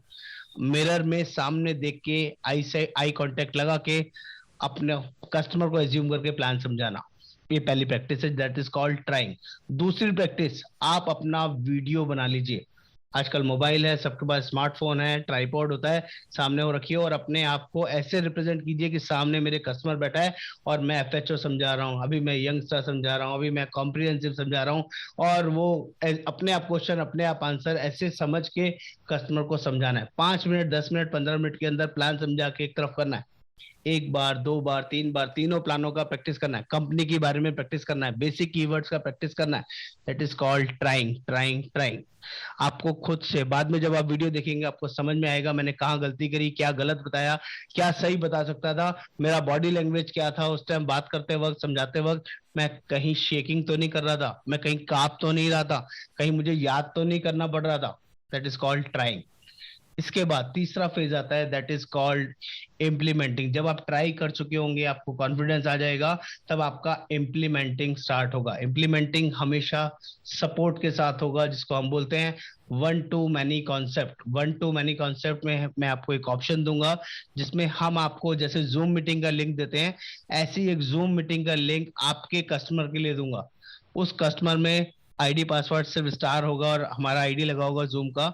आपको सिर्फ कस्टमर के साथ जूम मीटिंग पर आना है, आपने किसी भी कस्टमर को जूम मीटिंग का लिंक भेजना है, उसको हमारे साथ इंटरेक्ट कराना है, आपकी पहली 2-3 क्लोजिंग, 5 क्लोजिंग हम फोन पे जूम मीटिंग के थ्रू करा के देंगे। उसके जितने डाउट, जितने क्वेश्चन, जितनी भी चीजें वो हमसे पूछेगा, हम लोग आपके ब्याह पे करा के देंगे। That is first process.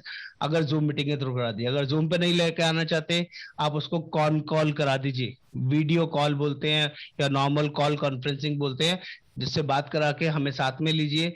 आप स्टार्ट कीजिएगा, हम आपके साथ रहेंगे। जो आपने सीखा है, समझा है, आप उसको वैसे ही समझाएंगे। लेकिन वो कस्टमर ज्यादा समझदार निकला, बहुत सारे आपसे कुछ क्वेश्चंस कर लिए और आप खुद से जवाब नहीं दे पाए अकेले होने की वजह से। लेकिन अगर हम लोग आपके साथ में हैं, मैं, हिमाक्षी या शिवांगी, तो आपके कस्टमर के जितने भी क्वेश्चन होंगे, जितने भी सवाल जवाब होंगे, उसको हम इजीली हैंडल कर लेंगे। क्योंकि हमारा काम है, हमारा ब्रेड एंड बटर है, हम इसमें 1 भी% कम नहीं है।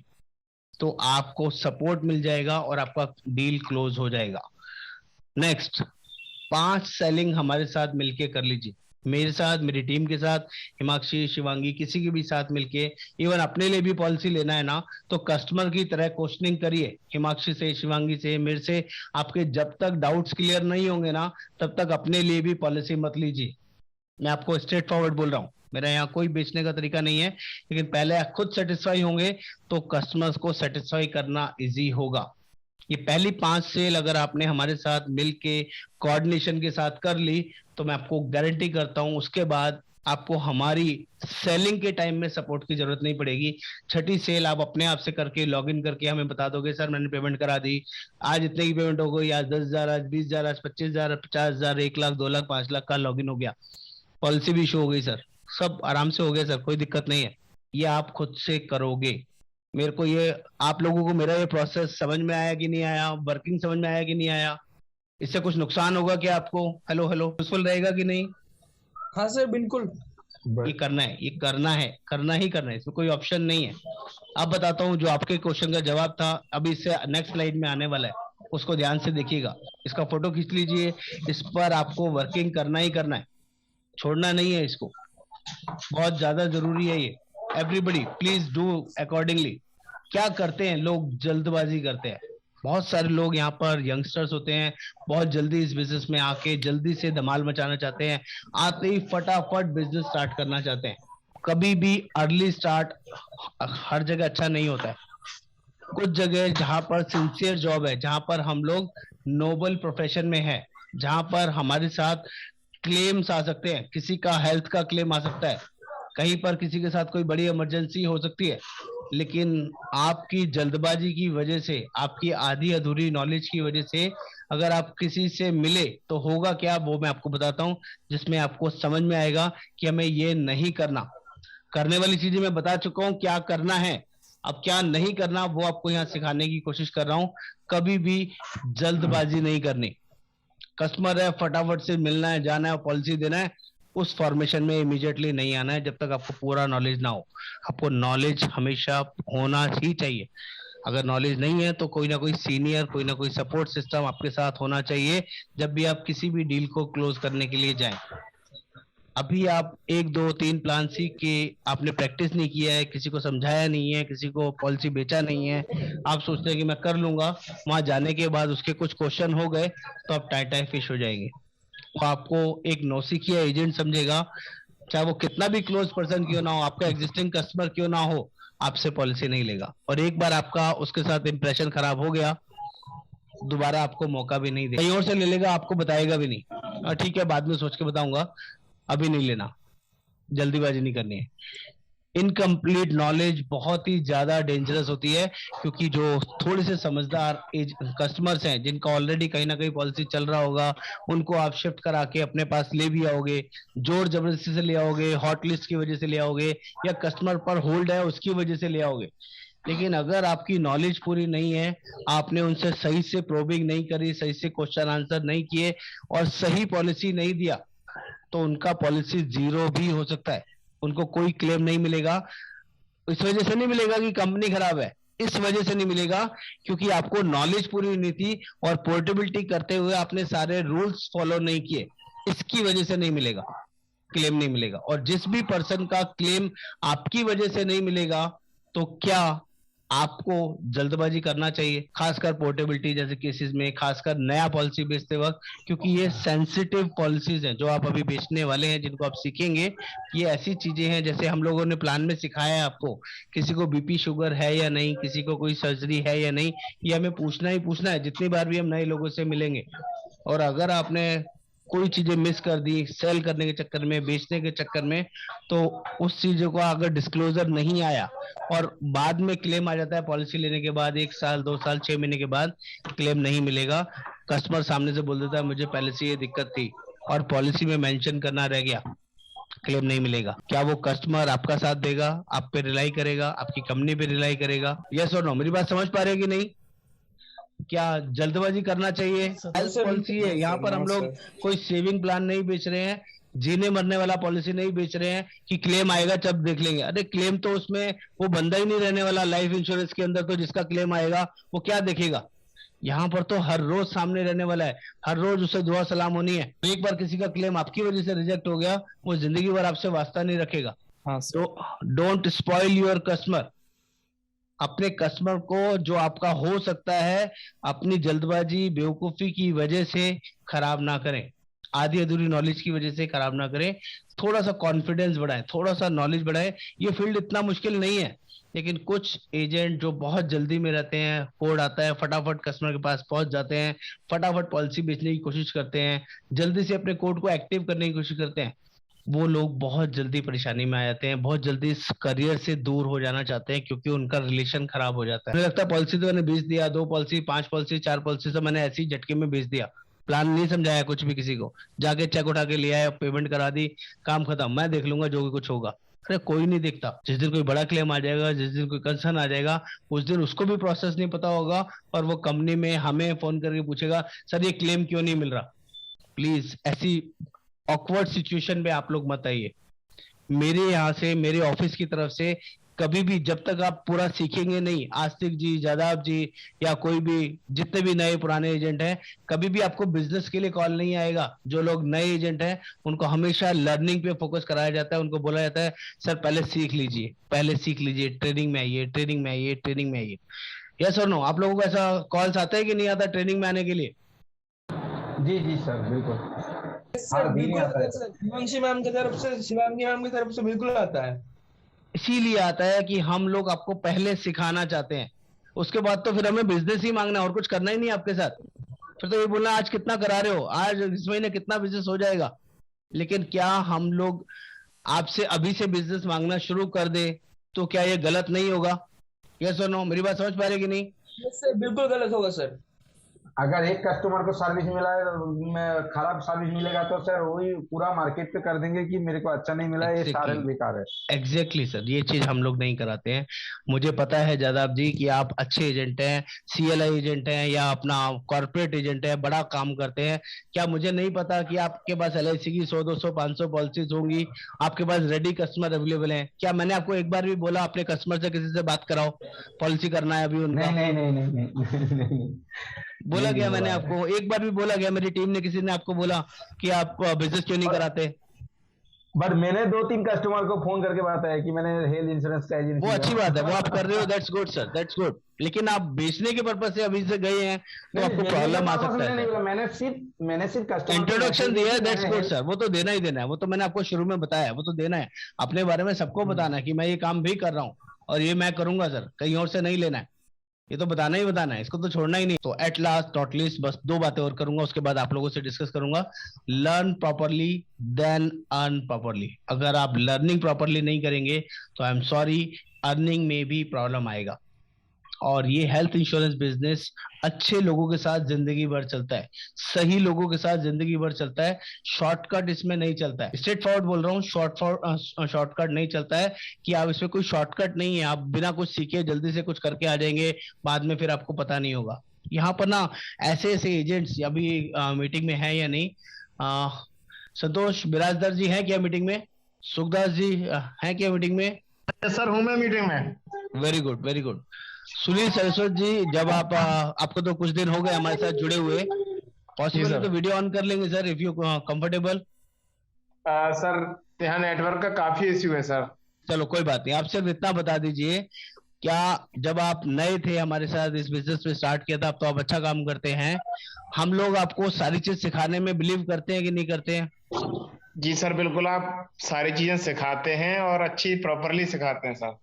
और साथ में हम लोग क्लेम को टैकल करना सिखाते हैं कि नहीं?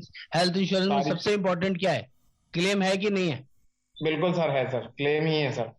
और हम दोनों पोर्शन बहुत बढ़िया तरीके से सिखाने की कोशिश करते हैं, चाहे वो कैशलेस हो चाहे वो रीइंबर्समेंट हो, क्योंकि जो पर्सन, जो एजेंट क्लेम हैंडल नहीं कर सकते, वो ये बिजनेस में नहीं कर सकते, वो ये काम में नहीं कर सकते। बिल्कुल सर। आपके अगर कोई क्लेम आ जाए तो क्या आपको कोई डर लगेगा? नहीं सर, बिल्कुल नहीं लगता सर। आपके कोई क्लेम्स आए हैं? हाँ सर, आए हैं, 2 क्लेम आए थे अभी इसी साल, दोनों सेटल कराए थे मैंने अच्छी तरह से। कहीं कोई मुश्किल लगी आपको? नहीं सर, कोई मुश्किल नहीं आई। जो प्रोसेस हमने आपको गाइड किया था, क्या वो प्रोसेस आपको वैसा मिला कि नहीं मिला? सेम सर, बिल्कुल ऐसा ही था। ये हम लोग प्रैक्टिकल अप्रोच पे ध्यान देते हैं, इसीलिए मैं आपको बोलता हूँ हमारा फोकस सिर्फ लर्निंग पे रहता है। इसलिए आप लोगों को भी बोल रहा हूँ, जो नए हैं प्लीज जल्दबाजी ना करें। और एट लास्ट बहुत सिंपल, रियलाइज योरसेल्फ, अपने आप से पूछें कि मैं तैयार हूं कि नहीं, मुझे चीजें समझ में आ गई हैं कि नहीं। तब इंडिपेंडेंटली आप बिजनेस करना शुरू करें, तब इंडिपेंडेंटली किसी भी कस्टमर से मिले, बिंदास होके मिले, कोई दिक्कत नहीं है।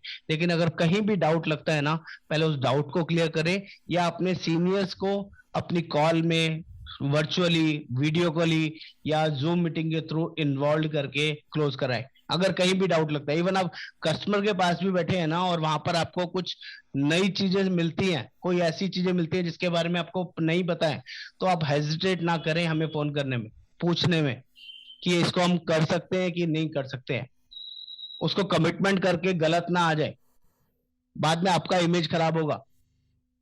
वहीं कर लीजिए, कोई फर्क नहीं पड़ता, कहीं डाउट लगे तो जदाब जी, मैं आपके क्वेश्चन का आंसर दे पाया कि नहीं? वो जो अभी आप पूछ रहे थे कि ऐसे कस्टमर को मैं कैसे हैंडल करूं, क्या बताऊं कि आ, इसमें तो कोई मैच्योरिटी मिलता नहीं है, इसमें तो लाइफ इंश्योरेंस अच्छा होता है, हेल्थ इंश्योरेंस में तो कोई फायदा नहीं है करने का। जी सर, जी जी जी। आपको उसमें कुछ आंसर मिला कि नहीं? सर दोनों का ना अलग अलग पर्सपेक्टिव है। हेल्थ अलग सेगमेंट के लिए होता है और अपना लाइफ अलग सेगमेंट के लिए होता है। अगर आपकी ट्रेनिंग कंप्लीट हो गई है ना, तो आपको खुद से समझ में आ जाएगा कि हेल्थ इंश्योरेंस कितना इंपॉर्टेंट है। हेल्थ इंश्योरेंस ऐसी जगह साथ देता है जहां पर कोई रिश्तेदार, कोई रिलेटिव साथ नहीं देता है। उसकी हार्ड अर्न जी मनी सर, को जी। बचाने का काम करता है हेल्थ इंश्योरेंस। कैशलेस बेसिस पर काम करने का कोशिश करता है हेल्थ इंश्योरेंस। अगर सर कुछ कुछ कस्टमर है वो अलग तरीके से, तो उसको वो सिर्फ जानता है कि मैं दे रहा हूँ और मेरे को बाद में लेना पड़ेगा, तो उसके लिए तो वो तो उसको जिस तरह से आप मैं समझाऊंगा, वो बाद में बोलेंगे कि सर वो साइड पे ही जाएंगे। ऐसा कुछ कस्टमर होता है ना। सर होता है। अभी आप ना लाइफ सेगमेंट के लोग हैं, आप मानिए इस बात को, अभी तक आपने लाइफ इंश्योरेंस बेचा है, अभी आपका भी जी माइंडसेट जी। उसी तरीके से है जैसे आपको कस्टमर का लगता है। लेकिन जैसे ही आप इस सेगमेंट में तैयार हो जाएंगे, आपको समझ में आना शुरू हो जाएगा, आप लोगों से नहीं बात सर, करना पहले शुरू। सर आप जो बोल रहे हैं मेरे को पहले था, बट अभी नहीं है, क्योंकि मेरा अभी 1 हफ्ते का अंदर मेरा कुछ एक रिलेटिव मतलब मेरा मासी का लड़का है, उसको उसका वाइफ का 22 लाख खर्चा हुआ है। वेरी दस गुड। लाख का मेडिक्लेम था, और उसका वाइफ ने डेथ हो गया, दो बच्चा एक साथ उसका हुआ है। जी। और वो कलकत्ता अपोलो में एडमिन था, हर दिन में उसका 1 लाख से ऊपर बिल तो दिया है ये उन्होंने, आपके बट सामने लाइव एक्सपीरियंस था, तो इसलिए आपको रियलाइजेशन बहुत अच्छे से हो गया कि ये बहुत जरूरी चीज है। यस और नो? बिल्कुल सर। तो ऐसा लोगों को बताने के लिए उनको एग्जाम्पल बताने देना पड़ेगा, तो उस स्टोरी जी स्टोरी जी जी क्रिएट जी करना जी। पड़ेगा, उनको बोलना पड़ेगा। एक बार प्राइवेट हॉस्पिटल में चक्कर लगा के तो आओ, उनका रोज का पैकेज जरा पता करके आना। 5 स्टार होटल से भी कई गुना ज्यादा है। 5 स्टार होटल में जैसे सर 10,000, हम बीस लोग हजार पच्चीस लाइफ हजार का रूम इंश्योरेंस मिल में, जाता है। जी जी जी सर, हम लोग लाइफ इंश्योरेंस में एडवाइस पहले से बोलते हैं कि हम सुबह से निकलते हैं घर से, डैडी हाँ मामी और वाइफ मेरे लिए वेट करते हैं, रात पे हम लोग फिर जाएंगे कि नहीं उसका कुछ गारंटी नहीं है। जी। तो ये हेल्थ इंश्योरेंस में ऐसा कुछ रिवाइज देना है, जैसे कस्टमर पूरा सोचेंगे उसको अंदर ही जाएंगे, एक ही बात हम्म। फॉलो करके। तो ऐसी चीज होता है सर। तो वो थोड़ा सा हम पॉलिश करेंगे, आपको गाइड करेंगे, और थोड़ा सा आपको कस्टमर को भी कन्विंस करना पड़ेगा, उसको भी पर्सपेक्टिव चेंज करना पड़ेगा सर। उसको ये समझाना पड़ेगा हेल्थ अलग सेगमेंट है, लाइफ अलग सेगमेंट है। इसके अलावा कोई डाउट, कोई क्वेरी, कोई प्रेजेंटेशन में कुछ कमी, कोई ऐसी चीज जो आपको नहीं समझ में आया हो, तो प्लीज ओपनली बोलिए। मुझे 1% कोई दिक्कत नहीं है आपसे अपना कंप्लेंट सुनने में, अपनी वर्किंग सुनने में, मुझे कोई फर्क नहीं पड़ता है सर। पूछना चाहता था सर। हाँ बोलिए। हाँ सर, मतलब कि सर कुछ से कस्टमर बोलता है कि हम साल भर साल तो प्रीमियम देते जाएंगे, और शायद हो सकता है कि एक बार कोई क्लेम आए, मतलब हाँ। जिसकी वजह से एक ही टाइम मुझे वो वाला पैसा पे करना पड़े, बाकी का साल और बाकी पूरा टाइम तो मुझे हर साल देता ही, मतलब कि देता ही रहना है। तो इससे हाँ क्या फायदा? तो मतलब इसके लिए मैं क्या बोलूंगा उनको? सर, आप उनसे पूछिए, आज तारीख है 3 मार्च 2022। आप मुझे ये अभी से तय करके बता दीजिए किस दिन, किस महीने, कितने रुपए का आपका क्लेम आएगा, मैं उस दिन आपको पॉलिसी दे दूंगा। बाकी दिन मत लीजिएगा सर। क्या बोलेंगे आप? जिस दिन आपको लगता है इस दिन मेरा क्लेम आएगा, इस तारीख पे मेरा क्लेम आएगा, मैं उससे 1 महीना पहले आपको पॉलिसी दे दूंगा। आप तभी पेमेंट करिएगा सर, इससे पहले करना ही नहीं सर। आप मुझे दिन तारीख बताइए, और ये भी बताइए कितने का क्लेम आएगा, मैं उतने का, उससे ज्यादा का पॉलिसी आपको दे दूंगा, उसी दिन दे दूंगा। क्या पहले से पता है क्या किसी को? No sir, no sir health insurance ना किसी भी अनहोनी से बचाने के लिए होता है, किसी हुई हुई चीज के लिए नहीं होता है सर, पहले से प्रिडिक्टेड चीजों के लिए नहीं होता है कोई भी इंश्योरेंस। अगर किसी को पता है कि वो अभी 2 महीने बाद, 1 महीने बाद, 10 दिन बाद मरने वाला है, तो हर एक बंदा अपने लिए 10 करोड़ का इंश्योरेंस लेके आज ही रखेगा कि मेरी फैमिली को 10 करोड़ रुपए मिल जाएगा 2 महीने बाद, 1 महीने बाद। ये सर नो, मेरी बात समझ पा रहे हैं कि नहीं? तो बीमारी का कैसे कोई पता चला सकता है सर? तो आपको ऐसा क्वेश्चन पूछना है, कस्टमर से सामने पूछना है। क्वेश्चन का जवाब ना क्वेश्चन करके ही देना होता है, आंसर करके नहीं देना होता है। Hello sir. हाँ बोलिए। सर हमारे कॉलेज का जो कॉलेज में जो हुआ एक लड़की के साथ, वो तो एक लाइव एग्जांपल है। वो सिर्फ 18 या 19 साल की लड़की है। वो उसका पहले फीवर था, फीवर होने के साथ साथ बाद में पता चला कि ब्रेन में कुछ कैंसर या फिर वायरल अटैक हुआ है, जिसके लिए 15 लाख रुपए खर्चा पड़ेगा। उसको भी तो नहीं पता था ना जो ऐसा होगा उसके साथ। तो आपको ये स्टोरी याद रखना है और लोगों को याद कराते रहना है। जितने लोगों से भी मिलने जाएंगे, जो भी आपसे 5 लाख 3 लाख का पॉलिसी मांगता है ना, तो उनको बोलना है 20 लाख 25 लाख से कम का पॉलिसी देना ही नहीं है मेरे को आपको, क्योंकि बीमारी इतना बड़ा है, इतना बड़ा खर्चा होगा, आपको पता नहीं चलेगा कहाँ से आएगा। क्या आज की डेट में आपके पास 5 लाख 10 लाख है? क्या पूछने का है सामने से? जब वो बोलेगा 5 लाख 10 लाख है नहीं, तो फिर पॉलिसी छोटा क्यों लेना है, पॉलिसी बड़ा लेना है। बिल्कुल। और ये सर आपको एग्जाम्पल के साथ कोट करना है। हाँ सर, मैं उस टाइम पे बहुत हेल्पलेस महसूस कर रहा था जब मेरे कॉलेज में ऐसा हुआ। होता है सर, ये लाइफ है, ऐसे लोग मिलेंगे आपको, ये सब लाइफ का पार्ट है। आज कुछ ऐसी चीजें हुई है, ये होता है, सबके साथ होगा। ये एक्सपीरियंस है, ये आपका ऐसी लर्निंग है जो आप जिंदगी भर भूलेंगे नहीं।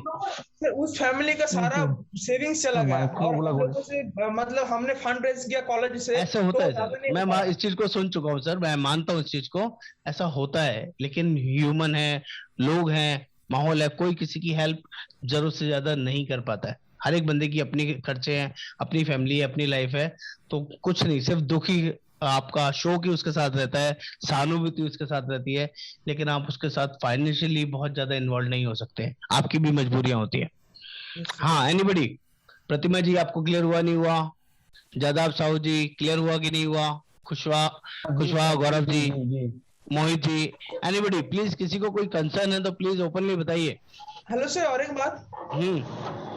सर आपने जैसे कि बताया कि कस्टमर का स्टोरी बताना है, जैसे कि मेरे पास एक एग्जांपल है जो मेरे कॉलेज में हुआ, और अगर स्टोरी बताना है तो क्या वो मैं क्या दिमाग से बनाकर स्टोरी बताऊं, या फिर जो रियल लाइफ हुआ वही बताना पड़ेगा? सर मार्केटिंग ना सब कुछ सिखा देता है। अगर आप बना के बता रहे हैं, अगर वो रियल नहीं लग रहा है ना, तो वो रियल नहीं लगेगा। और जो आपका एक्चुअल हुआ वो भी है, अगर वो भी आपको बताना नहीं आएगा ना, तो वो भी रियल नहीं लगेगा सर। मार्केटिंग है, ये सब मार्केटिंग है। अगर आपको एक्चुअल फैक्ट्स बताने हैं तो एक्चुअल एक्सप्रेशन लेके आना है। अगर आपको कोई क्रिएटेड स्टोरी भी बनाना है ना, तो वो भी एक्चुअल रिएक्शंस के साथ बताना है, तो सामने वाले को लगेगा ऐसा हुआ होगा।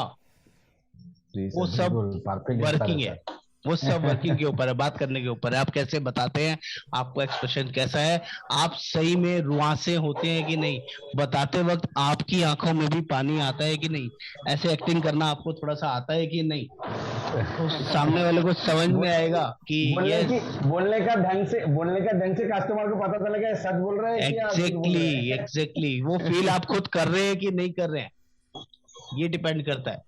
अभी जब हमारा दोबारा कोर्स शुरू हो रहा है, सोमवार को बेसिक कोर्स शुरू हो रहा है, उसमें मैं स्टोरी रोल प्ले करूंगा, एक्टिंग करके दिखाऊंगा, आपको समझ में आएगा। ये आंख चश्मा उतारना, आंख से आंसू पोंछना, सर बस आप समझ जाओ, सामना वाला कस्टमर इससे कम इससे ज्यादा सोच ही नहीं सकता, वो तो ज्यादा ही लेगा। हाँ संतोष जी कुछ कहना चाह रहे, बोलिए सर। ऐसा करते हैं कि नहीं करते सर? हाँ करना चाहिए कि नहीं? स्टोरी तो हम लोग मेक करते हैं कभी कभी LIC के लिए, कई बार करते हैं ना सर, तो गलत नहीं करते सर, उसको समझाने के लिए करते हैं। सर वो डिजिटल वाली कब कराएंगे? मंडे से शुरू होगा डिजिटल मार्केटिंग वाला। हाँ सर सर इस सैटरडे की वर्किंग है डिजिटल वाली की कराने की। नोट किया हुआ सर, आपको बोला था कि करवा देंगे। सैटरडे डिजिटल वाली करानी है, और इससे पहले मुझे पोर्टेबिलिटी सिखाना है, इससे पहले मुझे आपका कैशलेस प्रोसेस सिखाना है, इससे पहले मुझे रीइंबर्समेंट प्रोसेस सिखाना है, ताकि वो चीज क्लियर हो गया ना तो काफी सारे डाउट्स आपके वैसे क्लियर हो जाएंगे। सर 7 से 9 वाली करा कर ये ज्यादा रहती है, क्योंकि सुबह दोपहर में कुछ ना कुछ वर्चुअल काम रहते हैं बहुत। सर मेरा ऑफिस ना 6:30 बजे बंद हो जाता है, मैं जानबूझ के 8 से 9 करता हूँ, ताकि कुछ लोग रास्ते में होते हैं, कुछ लोग आ रहे होते हैं, जा रहे होते हैं, और अभी 9:30 हो चुके हैं, मैं आराम से ऑफिस में बैठा हूँ। अभी मुझे भी आधा घंटा लगेगा घर जाने में, उसके बाद तो मैं इसीलिए करता हूँ ताकि ज्यादा से ज्यादा लोग आ पाए। चीज से जानना चाहता था सर। मैं भी तैयार इसीलिए बैठा रहता हूँ, क्योंकि दोपहर में दिन भर काम करता रहता हूँ। मैं मानता हूँ सर, मैं मानता हूँ, लेकिन अगर कोई टॉपिक नया हो, कोई ऐसी चीज हो जो आपको सीखनी जरूरी है, तो दिन में भी समय निकालना चाहिए सर, वो भी जरूरी है। सर मेरे कोचिंग सेंटर चलते हैं, उसमें मुझे बैठ के पढ़ाना ही पड़ता है अभी। तो सर आपके पास YouTube चैनल है ना, उसको क्यों नहीं यूज करते हो सर? सर उसमें रोज देखते, पर जो आप वर्चुअल समझाते हैं। सर मैंने जो नाम लिख के भेजे ना, जो ये चीजें के नाम आज बताए कि आपको कौन कौन सी चीज आना चाहिए, ये सारा ट्रेनिंग ऑलरेडी हम 50-100 बार दे चुके हैं सर। हाँ, आप जब बताते हैं ज्यादा बेटर समझ आता है। कॉपी कर रहा हूँ सर। हाँ अभी मैं जेरोक्स कर रहा हूँ एग्जाम का जी, और आपका वीडियो भी देख रहा हूँ। सर जो बोल रहा है ना, आपका आपका इच्छा से ऊपर सब कुछ होगा। जो करना चाहेंगे तो हो जाएगा सर, नहीं करना चाहेंगे कुछ नहीं। काम कर रहा हूँ सर, हाँ काम कर रहा हूँ और उसके साथ साथ वेरी गुड वेरी गुड। हाँ जी सर एक चीज पूछना चाहता था सर। हाँ बोलिए सुप्रभात जी। सर मैं बोल रहा हूँ कि सर डाटा अगर होगा मतलब सर कोल्ड कॉलिंग के लिए, तो सर कोल्ड कॉलिंग से ज्यादा सर कस्टमर मतलब ज्यादा हो या फिर थोड़ा भी हो, उसको मतलब कैसे सॉर्टिंग करके सर रख सकता हूँ, मतलब सर हर रोज हम लोग उसको मेरा काम करना सिखाएंगे सर। अभी तो सिर्फ बनाना है, बनाने के बाद आपको मेरे से कांटेक्ट करना है, आपको बताना है इसमें आप काम कैसे करें, करना क्या है, वो सब इसके बाद अगले सेशन में, अगली वर्किंग में बताएंगे आपको। लेकिन जो लोग लिस्ट ही नहीं बनाएंगे उनको मैं अभी से वो सब चीजें बता दूंगा, उसका कोई पर्पस होगा क्या? सर एक्चुअली मेरे पास से मतलब लिस्ट है, तो मैं इसीलिए पूछ रहा हूँ। तो आपके पास लिस्ट है तो आप हिमाक्षी से मिलिए, हिमाक्षी से बातचीत करिए, शिवांगी से बातचीत करिए, जिनके साथ भी आपका कोऑर्डिनेशन है उनके साथ बातचीत करके उनको बोलिए पहली 5 कॉल 10 कॉल आपके लिए, आपके साथ वो कस्टमर के कॉल कैसे करते हैं, बात कैसे करते हैं वो सिखाएंगे आपको। पहली 5 कॉल 10 कॉल वो आपके साथ करवाएंगी, उसके बाद सारा काम आपको खुद ही करना है। आपको समझ में आ जाएगा काम स्टार्ट कैसे होगा, बातचीत कैसे होगी, क्या पूछना है, क्या बताना है, एवरीथिंग जज करके आपको बताएंगे। हाँ सर, मतलब 5 से सर 6 कॉल मतलब किसी कस्टमर को वो आपके साथ कॉन्फ्रेंस में लेके करके दिखाएंगे। अच्छा, ओके। तो कॉन्फ्रेंस में कस्टमर क्या पूछ रहा है, क्या बात कर रहा है, किस तरीके से मिले हैं, पहले काम आपका वार्म लिस्ट पे होगा, फिर हॉट लिस्ट पे होगा और देन कोल्ड लिस्ट पे होगा। ऐसा नहीं है सीधा उठाते ही कोल्ड लिस्ट पे शुरू कर दी कॉलिंग करनी और नेगेटिव हो गए तो वार्म पे भी काम नहीं किया और हॉट पे भी काम नहीं किया, ऐसा नहीं होगा।